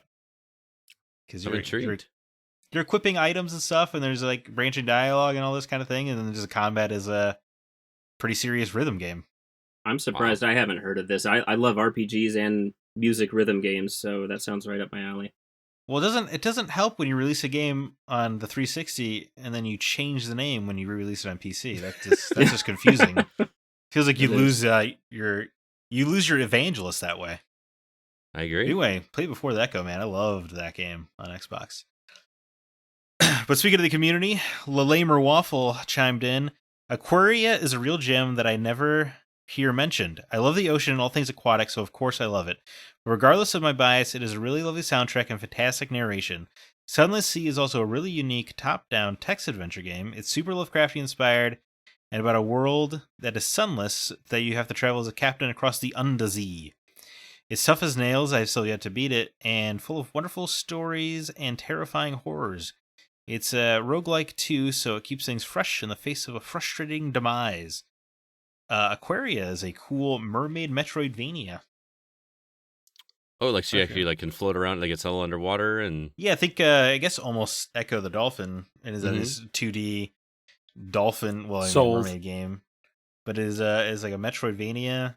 But time actually passed like in the game, which is cool. Like the woman, like time passes, she meets a boy and like gets married and stuff, Oh, okay. which is neat. Time does not normally pass in video games to that degree. Nice. If I'm remembering Aquario right. And then Aaron Hughes II, not much of an indie guy because there's so many platformers, which aren't really my thing. I really like more people to check out games like Super Hot and Overcooked. Great games. Super Hot's friggin' tremendous. It really is. It's good. So is Overcooked, Hot. by the way. Yeah. Also, his comment of most being platformers is true. The indie Metroidvania boom is about to bust, man. They're running out of ideas. There are so many indie Metroidvanias, it is ludicrous. There's so many roguelikes as well. Yes, this is also true. But Iconoclast obviously is a Metroidvania exception because it's so friggin' good. The story and music, the story especially in that game is worth thinking about. Shockingly deep story It in a sticks with you. Metroidvania. You know what? It has similar themes to an Undertale or another game I can't mention. Nier. I'm talking about Nier. Oh, big surprise. Yeah, that one character in Iconoclast still to this day, I will not forget that character. Are you talking about Black? Black, yeah. Yes, Black is best new character 2019. Black. Oh man, he was awesome. Yeah, she was freaking cool. She was cool, but also the one villain that was like one of the leaders, and he wore cowboy boots and a cowboy hat. Chrome. Chrome. Oh, Yeah, they're all colors. Still gotta it was finish really that cool. game. It's so good, so man. good. It has no business being that good. Also made by one guy. Which is insane if you look at how that's a pretty detailed game, pretty deep story, music. It took him like 8 years to make. If you go on Twitter, he's kind of depressed because I don't think it made a lot of money. Yeah. His brother directed Shazam. Fun fact. Wow. Wait, Shazam the movie? Yeah. Oh God, Yep. I'm sorry. No, Shazam the superhero movie. Oh. DC. I was thinking Not the Genie movie. Yes, he directed that. The developer of Iconoclast has a cameo in Shazam. He's holding a giant panda stuffed bear. Oh. What a weird world is all I'm saying. Where an indie game developer's brother directs a massive superhero movie. Now I want to go rewatch Shazam for more than I'll one show you. reason. I'll send you the GIF. All right, CB, what about you, man? man, We're running out of time. I have a laundry list. I'm gonna run through really quickly. Cuphead, Eh. All right. Dead Cells. Dead Cells will give you. That's a bad game. No, shut No, it. it's Shut your not. mouth. Also Super Hot. Love it. What Remains of Edith Finch It's okay. and Firewatch. Oh, Firewatch is so good. Firewatch is really good. So, Yeah, that is. but yeah, I mean, basically, I tried to include something for everyone. Didn't try to pigeonhole. But also, finally, Freedom Finger. Yeah, Yeah. you love that game, man. You have no idea how much I love that game. I just received a message that they have a patch with new stuff coming. So No, And- he does know. The first thing he said after the demo was like, "Oh, that's such a CB game." so He knew you were gonna love it before you knew. I love it. You have no idea how much I love that game. So they're That was actually a demo too. they're actually sending me a care package. Are they really? Yes. I've What are actually they- been talking with the guys who make the game, and they're sending me a small care package. Oh If wow. anybody has earned it, it is you. That's I true. love that game so much. I was actually playing it earlier today. So When I met with a guy to play that game, it was the only appointment I've ever had at E3 where he's like, "Well, I'll meet you somewhere in like the commons area, and I'll bring my laptop." And so I just like walked around until I found him. He waved me down, and then he sat there on a table like in the middle of like the open area and hooked up a Xbox 360 controller to his laptop, and I played Freedom Finger on his laptop. It was very kind of a cool experience for me. yeah, it's a very fun game, just not for people that are easily offended. So So I've heard. But yeah, as far as from the community, Sean Coates, I had to really think hard on this one, as I don't play many indie games, and of the few I do play, there aren't exactly considered hidden game gems like Cuphead. So a couple games that I thought I really enjoyed. Abzu, which I played, I loved to death. It's Journey, but better. Yes. I like that one. And better than Journey. Retro City Rampage. Oh, I forgot about that one. So Scott, I just wanted to. Scott threw some shade at Journey under his breath, so you know. yeah, he was like, Journey. Just so you're aware. And then Just in Time Carter. This is hard for me, but Whoop, Justin. But Pony Island is one of my favorites that I feel needs more love and attention than it got. I have no idea what this game is, but I'm going to check it out because I love indie games. So Is he being facetious? Oh, he's not being facetious. He tried to. He was telling me about that one too. Like there was a lot of people this week that were like Pony Island. So I think Michael Bonovich backed him up and said that it was very underrated too. Apparently, that's one of those games that looks like one thing on the surface and becomes something else. Frog as Fractions, you play it. Frog Fractions. God, that stupid game. Frog Fractions great. No, it is not. Yeah, it is, man. It's so good. No, stay far away. All right, for me, mine are no surprise. In fact, a lot of the people from the community had some of the same picks I did. Starting with Patrick Klein, he says, Celeste is an indie game I think everyone should try. The story and themes of anxiety is relatable to pretty much everyone I know. And even though the game is hard, it was always in a way that it encouraged you to keep pushing forward. And when you finally complete a section, it feels amazing. I loved everything about this game. And I can't agree with Patrick more. I like this so much, I played it through a second time, and I never do that. Well, rarely do that. I actually really enjoy it as well. But, I mean, so much so that I now own a PlayStation 4 and Switch copy of it as well. Yeah. I rebought it on Xbox just to play through it again and get the achievements. The music is so good in that game. Also, Quentin Theeden says, for me, it has to be Shovel Knight. There is not a whole lot of depth in the story, but it is as good an 8-bit game of the past, and the various DLCs for it have been very good, and they all play drastically different to the main game. I adored the original Shovel Knight so much, and I didn't think I could like it anymore, and then they keep doing this new stuff that just changes the game in a way that I don't like at first, and then I play it more, and it just grows on me, and I'm right back to where I began. So Shovel Knight's fantastic. And then lastly, Son Goku says, Binding of Isaac is not only one of my favorite indie games, but easily one of my favorite games of all time. I've put an insane amount of hours into that game. I even bought the physical Switch version just to get the cool stickers and stuff in the box. I also plan on ruining even more of my body with needless ink of Isaac at some point. So he's going to get some tattoos of that. I can't agree more with you on Binding of Isaac. That is one of the few games I've put over 200 hours into, guys. 200 hours into Binding of Isaac. That's how much I dug that game. So those are my like picks. it. I really Poop do like jokes it. I haven't played it in a while. galore. I actually fired it up a few weeks ago just because I was waiting for something to download and fired it up and started getting that itch to play it again, because with 200 hours that I put into that game, and I've still uncovered like half of it. It's just insane the depths that game goes. You think you've beat it, and then you haven't. It just keeps going deeper and deeper and deeper, and all the items that you could find, it's insane the amount of content in that game. So I could probably come up with some more, but we're running out of time, so I'm going to go ahead and jump up to our housekeeping segment of the show. Got some new Facebook members to say hello to. If you haven't already, join the group over at facebook.com/groups/thegocast. The ones I want to say hello to this week are Laura Kress and Travis McCullough. Welcome to the group. Also, we've got some new Discord members. If you'd like to join the community over there, the link is in the show notes. We've got 3 new members. First is Dea422, Genghis Khan, and Captain Don. So welcome to Discord. Hope you're enjoying the community over there. Also, no new iTunes reviews. However, if you would like to help us out and get the word out about the Gaming Outsider, head over to iTunes.com and leave us a review. We really do appreciate the feedback there. We've also got some written reviews available on the website. Zack's review of Concrete Genie is available, as well as his review of Call of Duty Modern Warfare.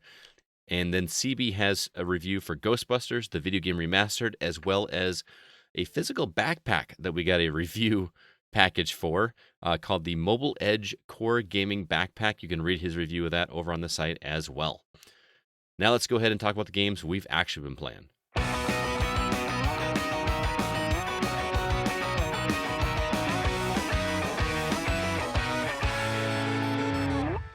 All right, Zach, what's new coming on the horizon for games coming up this week? Oh man, it's a lighter week. Thank God. Thank God. Harvest Moon Mad Dash coming to PS4 and Switch October 29th. This is it looks like a cross between Diner Dash and Harvest Moon. I played this one at E3, and Was I right? I don't know if I call it Diner Dash. It was more of a puzzle game than Okay. Harvest Moon. Like, it was a multiplayer game where you were trying to, connect all the vegetables and stuff and make these bigger plots, and it was not what I wanted in a Harvest Moon game. Yeah, it's just a real shame Harvest Moon it seems to be losing its way. Yeah, unfortunately. I guess that'll happen when the lead guy leaves. That'll do it. Yeah. And then get ready for some Halloween-y action. Resident Evil 5 and 6 coming to Switch October 29th. One of those games is great. The other is hot garbage. I'll let you figure out which is a Switch. I was just going to say that. Real easy to figure that one out. Yeah, it's not right. Super Monkey Ball Banana Blitz HD, PS4, Xbox One, Switch, PC, all those versions coming October 29th. I've never played a Monkey Ball in my entire life. Scott will Really? be all over it. Nah, I played a little bit on GameCube, but I'm not that excited about it. You go bananas for the franchise? God. When you laugh at your own horrible dad joke, man, that's... It's the only way I could get through it. I mean, it's no Ape Escape, man. Well, that's a completely different game. Yeah. Then Life is Strange's vampire game, Vampire, comes, or Life is Strange developer Don't Nod's vampire game, Vampire. I was going to say, what? Yeah, I was like, what? Yeah, there. Clarification. Coming to Switch October 29th. That's kind of cool. I kind of thought that game died and was dead.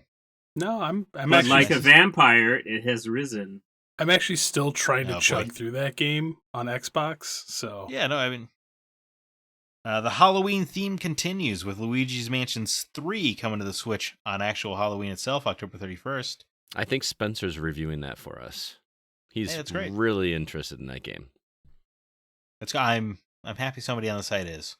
Yeah, because I played the Luigi's Mansion on the 3DS, and I just didn't get it.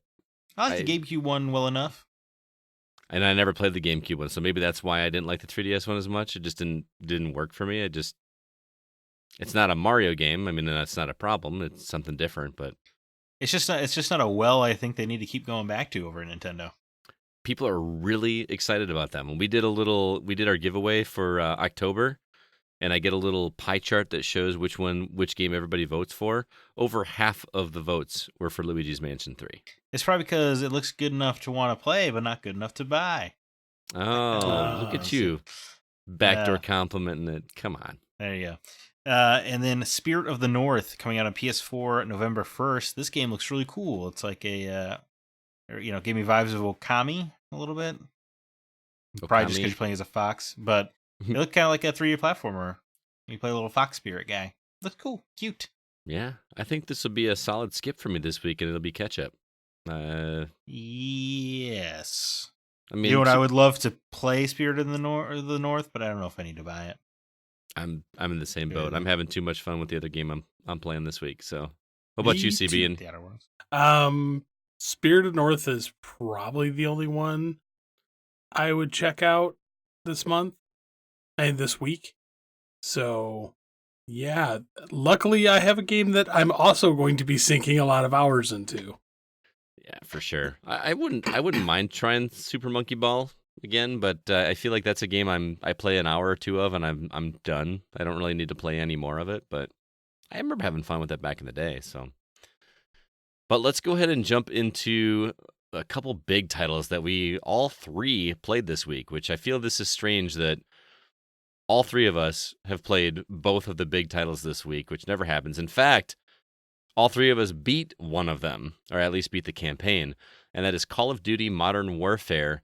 CB and I played this on Xbox One, and Zach, you played it on PS4. And who wants to start? Zach, you wrote the review. Why don't you tell us about it? Hey, this game rocks. Right?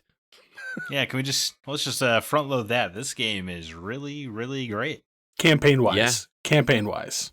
Yeah, I guess anything I'm going to be saying is about the campaign because I didn't do anything else at all.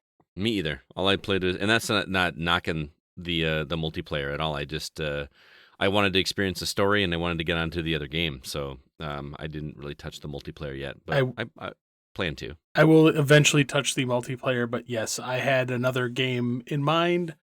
But yes, Great. I completely agree. Campaign. So we can safely say this is a campaign discussion. Yes. Yes, absolutely. Perfect. Purely campaign. Well, the campaign is incredible. Loved it. Wow. I was surprised. Well, I guess right at the top, hey, it shoots like most Call of Duties. Yeah, Yes. which is very well. I mean, everything just works exactly the way it should. Every you know what I kind of forgot about Call of Duty because I haven't really kept up with the franchise is every gun feels completely different and in a different, satisfying way. Yes, it is cool. Like I want to use every gun. Yeah. Yeah. Well, I want to, but I always worry I'm gonna when I randomly pick up is not gonna have enough ammo, so I always just stick with the one I got, unless it's a sniper rifle. Well, love me some sniper rifles. That's one of the reasons I got the 8 guns and the 1 level achievement. Yeah, because you tried everything. Yep, I was like, oh, that's cool. Give me more. Didn't realize it was a trophy. That's fun. Yeah, I messaged CB and I was like, man, this game is really great, but I only got 4 achievements. He's like, what are you talking? I got 20. I'm like, what? Yeah, I think I got like 8% or something, 18%. Yeah, I got a miserable amount of trophies. I think of the 1,000, I got just over 500. Wow. So, but anyway, the game. Yeah. Yeah. It's a full reboot of Modern Warfare, complete with a young, strapping Captain Price. And it is really good. You play as 3 different characters: Alex, Kyle. Alex, Gaz, and Whoa! Spoilers. Well, you don't find out it's Gaz until the end, man. Yeah, I figured it out That seems... right away. Yeah, because his last name, which is on the screen. All right. Okay. All right. Moving on. Oh, well, I guess we'll roll with that. Didn't mean to call attention to it. Regardless, yeah, you play as Kyle. Just Kyle, Alex, and Farah. These are your 3 protagonists. They all fight for different sides, which I loved. That's a cool idea. And this game in general is brave and bold, I would say. I would agree. There were some uncomfortable moments in this game, and not necessarily to the same degree of like a no Russian, but there was one moment where I sat the controller down and I went, I don't know what I'm going to do next. I will openly tell you, 2/3 of the people who played this game were most definitely in. The gloves were off, after all. I was not. I was not in. The gloves are off. I couldn't do it. Couldn't do it. I'm actually going to go on record right now and say, to me, this is the best campaign Call of Duty has put out. Really? Yeah, it's hard to erase the memories of those first 2 Modern Warfares. Yeah. They're so tremendous, but this campaign, yeah, I'm pretty sure is my favorite as well. I don't want to commit yet, but it goes places. It takes chances. What I love the most is that at the end of I never felt like a hero at the end of any mission. I never felt like I was really the good guy. I feel like I was doing dirty things that needed to be done. Right. I will say there is one, and it's specifically a mission with Farah, where you do kind of feel like the good guy. Where another character just happens to show up at the end. Yeah, I know what you're talking about, and I get you to a degree, but it never. But it's nothing not. You do in it's not hoorah, right? You know what I mean? Yeah, I mean, you kind of you survive hear that a lot. Yes, this game. Right at the beginning, I think it sets the tone right when it does the title call, and it just says Modern Warfare. Yes, it does not say Call of Duty Modern Warfare because you are not answering an American patriotic Call of Duty for the military. This is modern war at its dirtiest and its grimiest. Yeah, and I think some of my favorite missions, which usually aren't my favorite missions when you're playing a military shooter, are the ones that are in night vision. There's one in particular where you are going up multiple floors of like an apartment building or a house or something like that. I swear, man, if you had came down into the basement and just saw this on the TV, you thought I was watching some kind of footage, because the night vision is able to kind of hide the fact that you're playing a video game a little bit better than when you're in broad daylight, or you can actually see the faces a little bit better. It looks freaking outstanding. And then just the fact of going up and sweeping all these floors, there was something that just felt very. I felt Real. more like I was playing, like I was in the military than I have in any other game before in the past. Yeah, it felt like just, the old SWAT games. Where you're yeah, like a slow paced, room by room clearing. It Oh, it was was- pretty awesome. it was really cool. But again, it felt cool not in a what I'm doing is awesome kind of way. It was a Right, because necessities of war kind of thing. I guess we should also let people know in most of these missions there are civilians running around. When you're going apartment building to apartment building, going room to room, there are women there. There are non-combatant males. There are children in the game, and you can accidentally shoot these people. And when it's not in the without, you can't kill kids, but if you kill that mom or something, like the game, you just live with it. Game Yeah. keeps going. You've made a mistake, and that sucks. The game makes a statement right at the beginning where there's just basically a mass shooting happening. Mm-hmm. Like terrorists just open fire on a city basically, and before you pull the trigger every time, you have to double check because there are people just running in and out of the line of fire because hey, there is a panic. So you have to actually check your fire. It's awesome. It's tense. It's incredibly uncomfortable, but it feels like the game wants to actually say something. I'm actually going to go even further, saying that the one mission that you're talking about, Zach, Mhm. it legitimately feels like a mass casualty incident unfolding in real time. It is scary, and right, and they pull and it- no punches. they do not, and they highlight just how easily this stuff happens. So, yes, they do a very good job at highlighting the horrors of modern warfare. So, And also, I think you'll agree with me, CB. This is some of the best mocap I've seen in a video game in quite a while. bar none. And Catherine Price is so good in this game. Yes, it's hard not to just freaking love that character. He is just the epitome of cool. Right. He just every word that comes out of his mouth is just the perfect thing to say. I know, right? There's like a scene where it's in the trailers where the woman We're all a liaison little is bit running crazy. everything. Well, I was gonna say where she's like, "This Civil War's been going on for 20 years." She's like, "There's nothing civil about it." I was like, "Oh my god, this guy's always got the right thing to say." He's got the coolest voice, and everything is just. He's intense but calm at the same time, which I didn't know was a possibility. Oh. And he has that Jack Bauer blood running in his veins, where the ends always justify the means. Yeah, Freedom at any cost. and the most glorious facial hair. That's unbelievable. That facial hair. And It is some of the best looking facial hair. It might be the best looking facial hair I've ever seen in a game. But I'm really impressed with how they were able to push the envelope with the not just the mocap but the cinematography for this. Like just even watching the cinematic events unfold, the camera placement and everything just feels right. It really does. It is a beautifully crafted cinema story that you are along for the ride. It is here's well the- directed. Yes. That's very well said, yeah. And here's the thing I was talking to CB about this when we were talking about it on the phone, because he called me as soon as I beat it to see what I thought about it.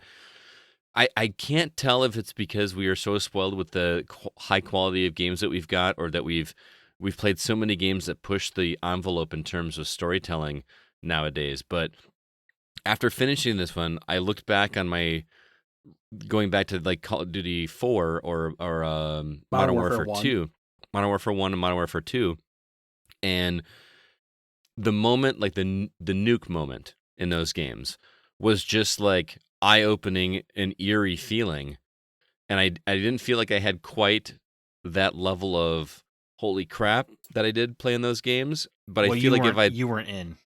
No, you were not in. Well, that's really up there. There's also, I don't know, for me, like there are moments in this game that feel like that nuke several times. Okay. I guess for me. There was the reveal during the sniper mission. Zach, if you know what I'm talking about. Yeah, I do. That you were like, oh no. I think there are the huge bombastic moments don't exist in this game. Right. That's what I mean. It is a much smaller scale. You're not driving a jet or a snowmobile through the Arctic tundra, jumping off a ramp and digging your ice axe into the wall to barely survive. There's none of that. Right. It is but there are chilling moments that will not soon forget. Yes. So I've got a question for you guys, because I was reading a little bit about the game online, and I understand there's a little bit of a controversy surrounding the use of white phosphorus in this game. That's multiplayer. Yes, Yeah, that it's is- multiplayer. that is Oh, it's only multiplayer. Okay. It's a kill streak reward. It is Mhm. it is totally inconsistent with what the campaign is telling. Now, Right. I will say, controversy aside, there is a weapon that is used in the campaign that is very controversial. Right. And But in the campaign they don't treat it, it's not a reward. It's not a no, good thing. it's not a reward, but it is how it is portrayed is scarily accurate. Just based upon some of the training that I've had through the fire service and EMS, it's something that I would never want to come across or have to And- deal with. And it sounds like with the white phosphorus thing in multiplayer, then that it's kind of the opposite problem with that, is that some of the complaints are, hey, if you're going to show something like this in this game, show how it realistically, behaves, what it does to the human body. And I guess it seems like they didn't quite, go that far with it, and maybe, did a tamed down version and made light of what that can actually do. It feels like the campaign team and the multiplayer team did not do a lot of talking. Yeah, I will. From what I'm I seeing. will agree on that. Because the campaign is like, hey, war, that sucks. Mm. Yeah, Wait, where I feel like a lot of the multiplayer has to be like, hey, isn't this fun? Just by the nature of it being a multiplayer Yeah, shooter. you legitimately feel like a human piece of crap by the time this campaign is over. Yeah, I feel like Call of Duty games in the past kind of glorified the military more, and while there's still some quote unquote cool moments in this one, you don't feel good about being in the military in this one. Well, Those stealth missions are undeniably cool.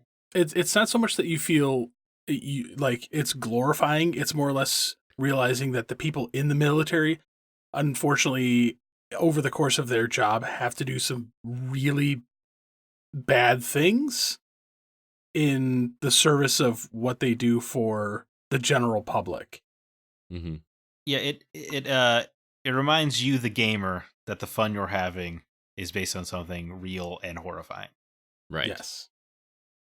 Very Which well is great, said. which I love. Overall, though, I give Infinity Ward credit. This game has, without a doubt, put Call of Duty campaigns back to the forefront of my mind over the fact that they do a phenomenal job in storytelling. I agree. I am waiting with bated breath for Modern Warfare 2 already.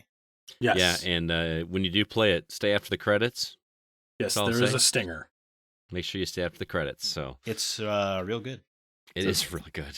Fair to say you guys all recommend this game. Highly. Oh yeah, highly. Well, at least the campaign. I have yet to touch the multiplayer, like you said. But... I will say I rented this game just to play it for review, and I kind of wish I had bought it because I want to play the campaign again already. Yeah, I actually bought it. So I regret not purchasing. I regret not paying $60 for a 6-hour campaign. That's what I'm saying. yes, That's kind of crazy. even at $60, the campaign feels worth it. It Wow. is. It's also just perfectly paced. Like, you never want to stop playing it for those 6 hours. Yeah, you mentioned it in your review that it feels like you're never doing the same thing for more than 15 minutes. Yeah, that's. I think that's just true. Also, that sniper mission, It is real good. glorious. God, that sniper mission is great. I feel like they did that in one of the previous Modern Warfares where you had to like lead the bullets and adjust for the wind and all that, but Well, it worked so you've had to beautifully in lead this the one. bullet and adjust for wind, but in this one, not only do you have to lead, adjust for wind, but you also have to adjust for gravity. Right. So they've pushed the envelope, and not only that, but the fact that they even got the timing, and you can actually watch the bullet arc and curve as it travels a long distance, just feels right. Because some of the weapons they have in this game I've shot in real life, and they feel pretty accurate Mm-hmm. to how they react in the game. So I agree. Well, let's go ahead and move on to the second game that we've all three been playing, and that is The Outer Worlds. I think we've all been playing this on an Xbox because it's on Game Pass. Am I correct there? yep, It's not. Zack, It doesn't really feel like it's costing me anything. Zack Right. converted for a game. I wanted to play. I told Scott I wanted to play Call of Duty on Xbox. That franchise just feels right there. I will agree with you there. But CB, you've been playing the most, I feel, for The Outer Worlds. Why don't you tell everybody what this is? Is it Fallout? It is Fallout in space. Yeah, there's that game. This game is Fallout. Yeah. And that's not a bad thing, by the way. Yeah, there's no denying. Well, I'm a huge Fallout fan of the post Fallout 2 era, unlike you, Zach. I love Fallout 3. Okay. I'll get the. I will definitely say almost everything I found in this game relates to something in the Fallout universe in a sense. There's even a quasi VATS system. It's not the same. That's a not stretch. nearly as good. No, Yeah. it's not, but there are similarities. No, there are, especially if you. It took me a while to figure out how similar it really was, but it is actually pretty similar. Yes. Scott and I were arguing over this earlier. I And I was like like, how no, they you're actually, wrong. I like arguing how with they Scott. actually explain how this works. Like they actually kind of give an explanation to why you're able to have this ability. Because basically, for those that haven't played this, you have the ability to slow down time temporarily. You have what's the is it called DTS meter? TTD. TTD meter. Time dilation something. And you basically have a meter that you can slow down time for as long as the meter runs, but certain movements make it run down faster. So if you walk, it moves faster than if you're holding still, or if you fire a bullet, it starts to move faster. VATS is like straight up, it just stops time, and you take as much time as you need to target, and then you have a dice roll. But as long as you don't fire in TTD, it really time is practically frozen as well. Right. Yeah, like it feels pretty similar, and you can take your time and aim, and it doesn't eat up any of the meter really. I will tell you, you can get perks later on that even moving and firing doesn't change that. That's good. That's where I'm putting all my perks so far, is helping me with that thing. So Well, Because let's talk I don't about think this. I was gonna say I don't think the shooting is particularly great. I don't think it's bad. I I said mean, yeah. you just got done playing Modern Warfare, so Right. Yeah, I guess that's true. It I played Outer Worlds first, and then rented out Modern Warfare. Thank you. Oh, did you? Okay. Yes. All right. But the gunplay is serviceable. yes, I will agree with that. Yeah. Yeah. So Well, you guys touched on the progression system a little bit, and I was really surprised because, CB, when you first talked to me about it, you said you weren't a big fan of it. And I was like, how are you not a fan of this? This is basically the special system from Fallout. And then you called me today and you're like, yeah, so this is the special system from Fallout. I'm like, I know. at first, when I was going through the character development, it looks confusing and daunting. It does. And the more I play with it, the more I'm like, this is everything I want the special system to be in the Fallout universe. Can you explain why for those that haven't played it? So with the special system, there's like strength, perception, all those. And when you put a Endurance, intelligence, agility, and Oh, you luck. forgot C. Charisma. Charisma. so when you put a point in those, I can't spell. it automatically raises your stats in like other things, like how Mhm. well you talk to somebody or your lock picking. With this one, it takes those abilities like sneak, and then when you put a point in sneak, it also puts a point in lock picking, hacking, and I can't remember the other one off the top of my head. But each one of those abilities, like, it shows you how much points you have in those. But then there are other modifiers like through your armor or your weapons or other things that you eat or drink in this world that modify those stats even further. Yeah, companions even. Yep. So it seems very convoluted, but it definitely brings to light, like say, I want more lock picking. It shows you the path on how to increase that easier rather than just kind of guessing. I hate that lockpicking is lumped in with stealth. Yes, I agree with that. I think Lumped in with what? Stealth. I feel like that was the wrong move. Why is that? I think it should be in the tech category or something. No, I feel hacking should be in the tech category. Touche. I don't. First of all, I mean stealth in all of these games is rotten. But it's just I don't care about the sneak stat, but I do care a lot about the lockpicking stat. And it's really weird that you have to level them all up together until you get to 50 overall, and then you can start picking and choosing. That's weird. Well, it's nice because you're putting 1 point puts one into each of those three. You know sure, what I mean? but they could have just done the same thing. Instead of giving you 10 points to level up, they could have given you 30. I feel that they're just trying to make it so you balance your character up to that point, and then you can individualize it past that point. Right. They want to incentivize you to balance out, like he's saying, or not, and then you're just insanely heavy in something else. You like handicap yourself on leadership, right? Which I would. I'm going all doing. Yeah, because I am doing that so far. Yeah, I'm doing a lot of dialogue or persuade.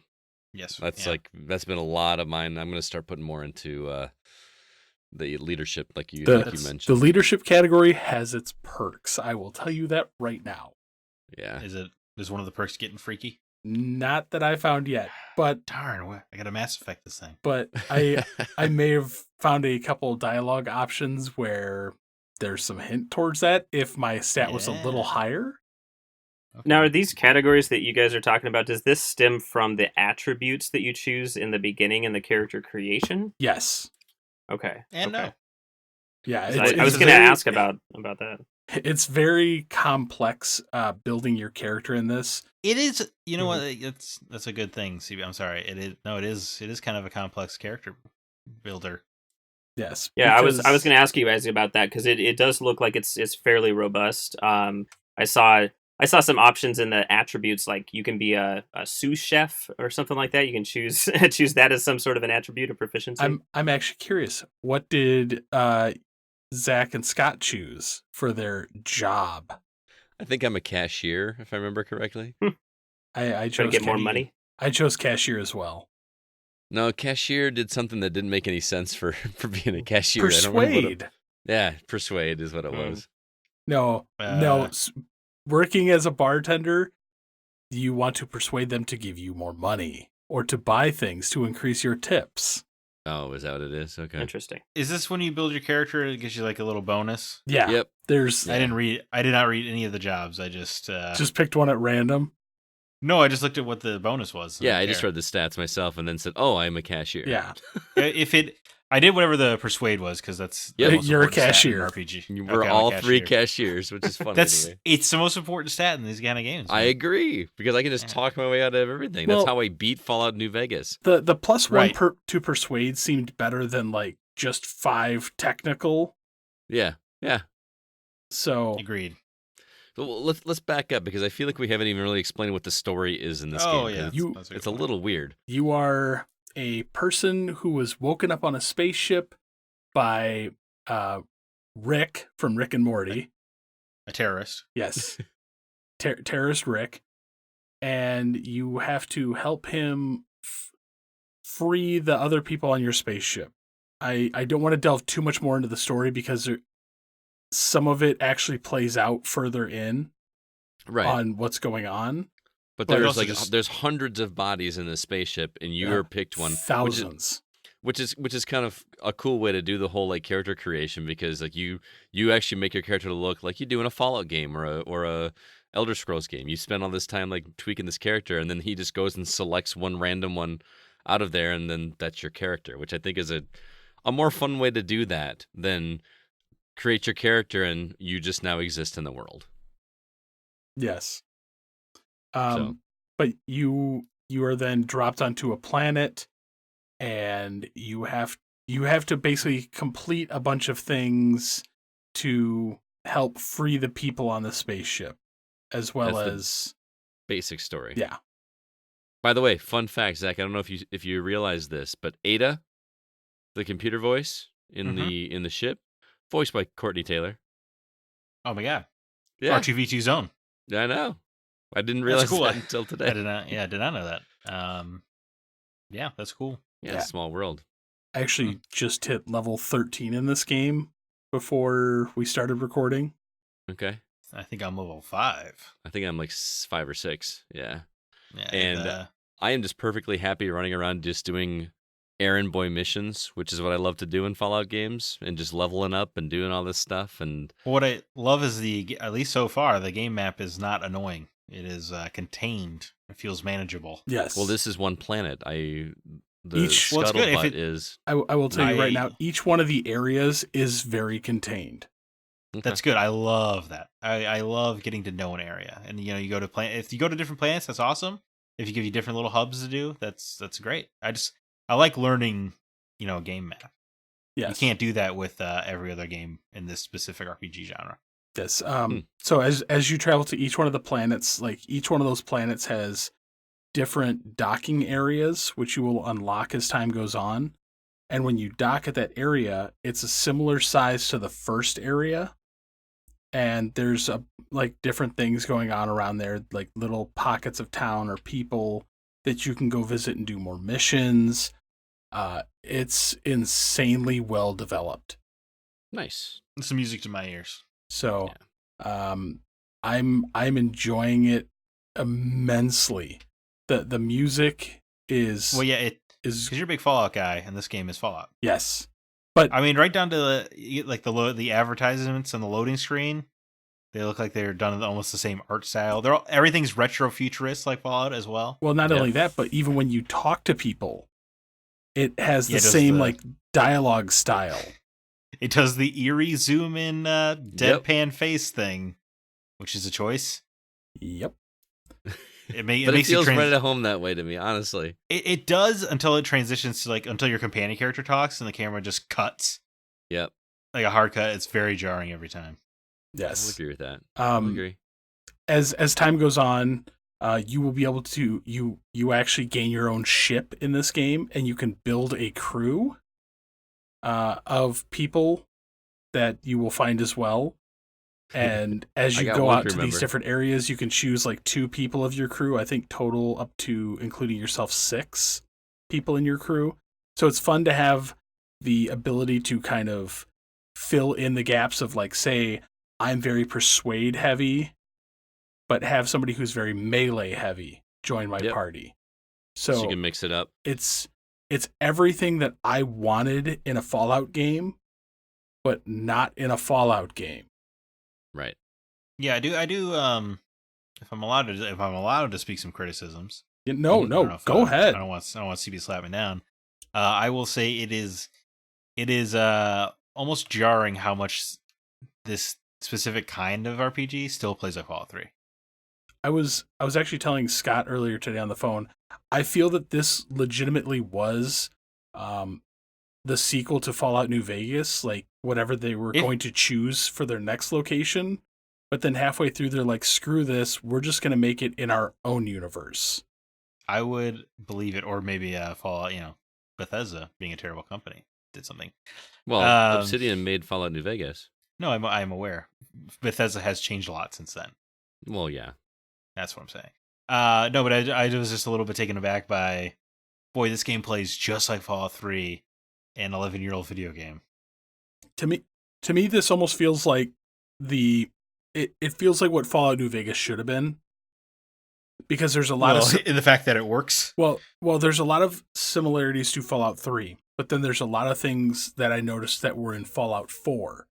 So it almost feels like this was the bridge game between the two, taking everything that was good in Fallout 3 and then updating it for Fallout 4. I'm just astonished at how how much this is a Fallout game without being Fallout. Yeah. And I'm still only like 4 hours in or something. Like, I'm sure as you get deeper into it and you start doing more quests, I think it will. I have a feeling this game will sink its teeth into me. I think It's just I don't want to know your number, CB. I think I'm at like 20 hours plus. I believe it. Wow.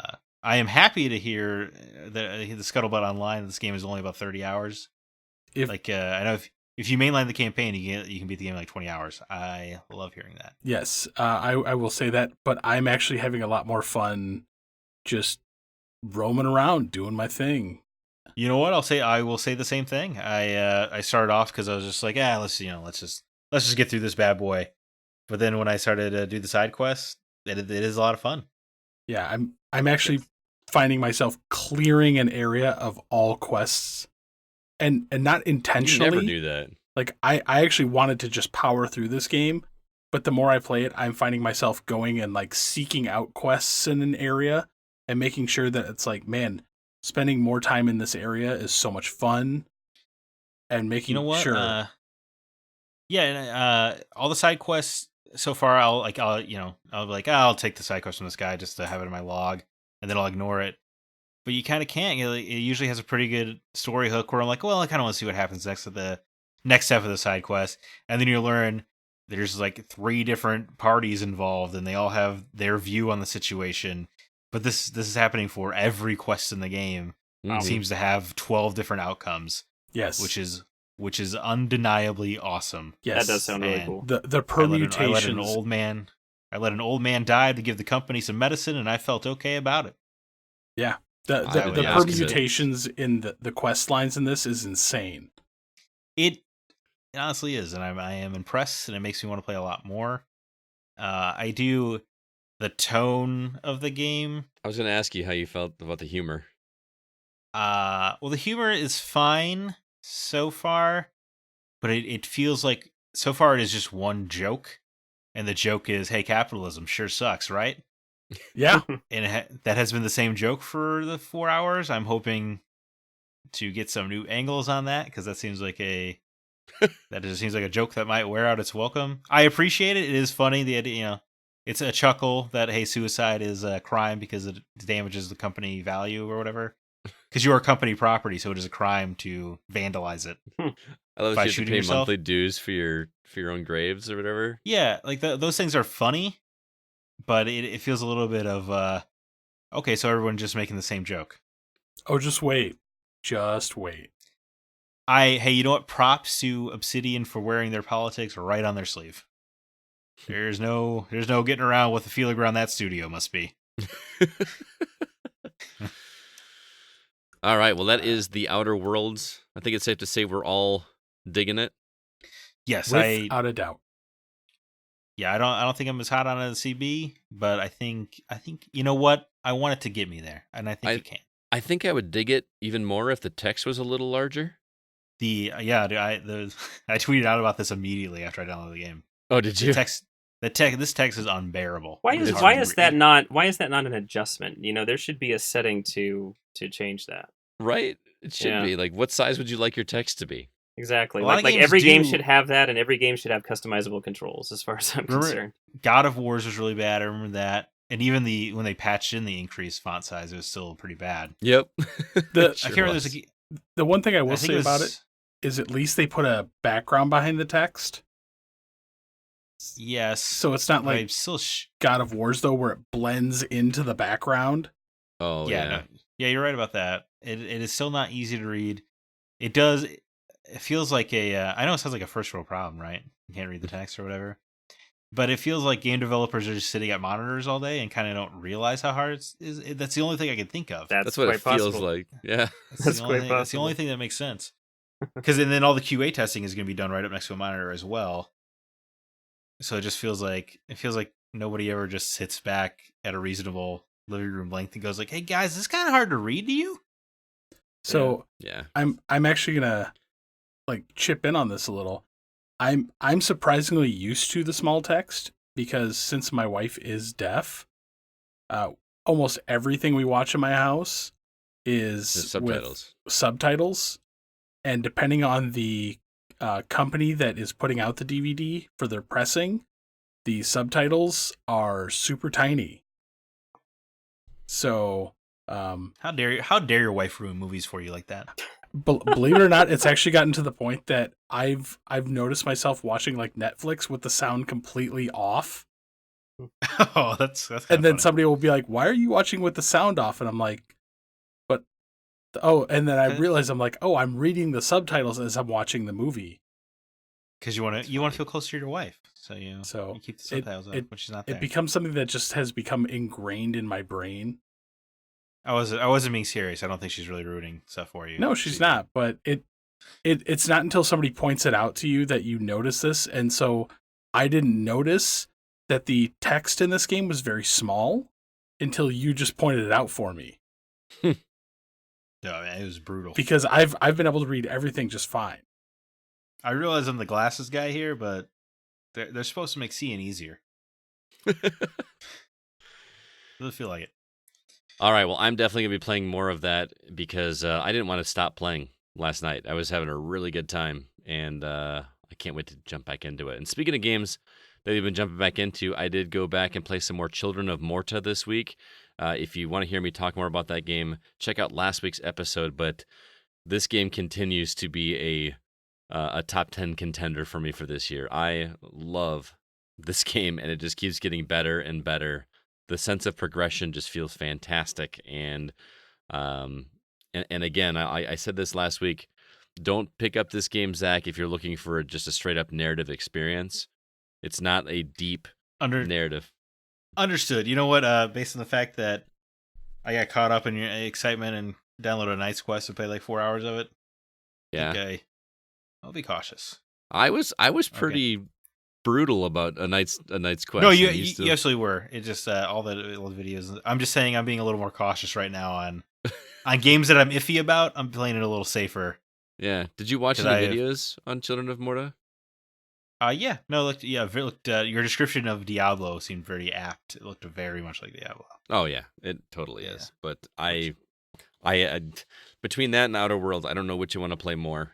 And I can't stop playing them. So I just want to play Modern Warfare again. Yeah, I feel like I'm not gonna have anything new to talk about next week because I'm just gonna be playing these two games again. But that's okay. I got back into Warframe this week, so. Oh no. It's so good, man. I'm raising myself a little wolf right now. It's freaking cool. There's a Halloween event, guys. This game is top notch. Of course there is. Anybody else playing Can anything? I give this game $13 a month? I've also been playing a little more Children of Morta. I think you and I are at the same spot. I have not beaten the second. No, I beat the second boss. I have not beat the third boss. Okay, so you're ahead of me now. That second boss, man, it's a brutal fight. Once you level up, it gets better. So, but yeah, that's pretty much all I've been playing. What about you, Brandon? I actually really want to check out Children of Morta. I've heard you talk about it on previous podcasts. It sounds really cool. I was actually trying to look it up earlier today on Steam while I was working, and I think Steam was having a server issue or something. I couldn't connect to them at all. I want to check that one out. The only thing I've really played much lately, I was playing World of Final Fantasy because that one was on sale on Steam a little while back, so I was playing a bit of that. I got to pick it back up because I haven't really touched it in a few weeks. I've been busy. Like I said before, I don't really find time to play as many games. That's kind of where you guys come in. That's why I listen to you because I don't play as much as I would like to. So that's about it for me right now. Yeah. All right. Well, I think that's going to do it for this episode of The Gaming Outsider. Brandon, thanks so much for being our guest this week. Absolutely. Thank you a ton for having me on. It was really great to get to chat with you guys. Brandon, Awesome. it was good putting a face to the name. Yeah. Or to the red mage icon. I know. I know. Whenever I see your name, that's what I picture in my head instead of your actual face, which is funny. But where can our listeners follow you in your work? So I mentioned my website earlier. It's rengames.us for short for Renaissance Games, and I'm on Facebook, I'm on Twitter, I'm on Discord, and you can get to all of those things from my website. So please do check that out. You can follow my current project, which is, of course, Final Fantasy Renaissance, my little fan-made remake of the game. And quick little plug for you guys and the Patreon stuff. If you guys want to hear more about my FF remake project, subscribe to The Gaming Outsider on Patreon, and you can listen to that episode that I recorded with CB and Bob, where I kind of talk about it more in depth. It's more than just a remake. I'm adding a bunch of cool stuff to it, so please do check that out. Very cool. Zach, any parting words or recommendations from you for the listeners? Smurk's coming back in December. Woohoo! Oh, there you go. There's that. Awesome. And CB, what about you? I've been reading through Blackest Night. Oh my god, it's one of the best comic stories ever, wouldn't you say? Yeah, it's really good. I've gone full madman, as Zach likes to tell me, of reading. Yeah, it's unbelievable. He's reading all the tie-ins and stuff. I don't, I haven't even done all those. 73 different comics. So that's something else. You guys are crazy. You can also hear me on my other podcast, Packers Fan Podcast, which can be heard the same place you listen to this one. But thanks so much for listening to The Gaming Outsider. Please be sure to email us if you have any questions or concerns. Our address is feedback@thegamingoutsider.com. Until next week, I'm Scott Clark with Zach Parkerson and Chris Behrensmeyer, and we are The Gaming Outsider. And remember, there's no such thing as a bad game, just games that aren't for you.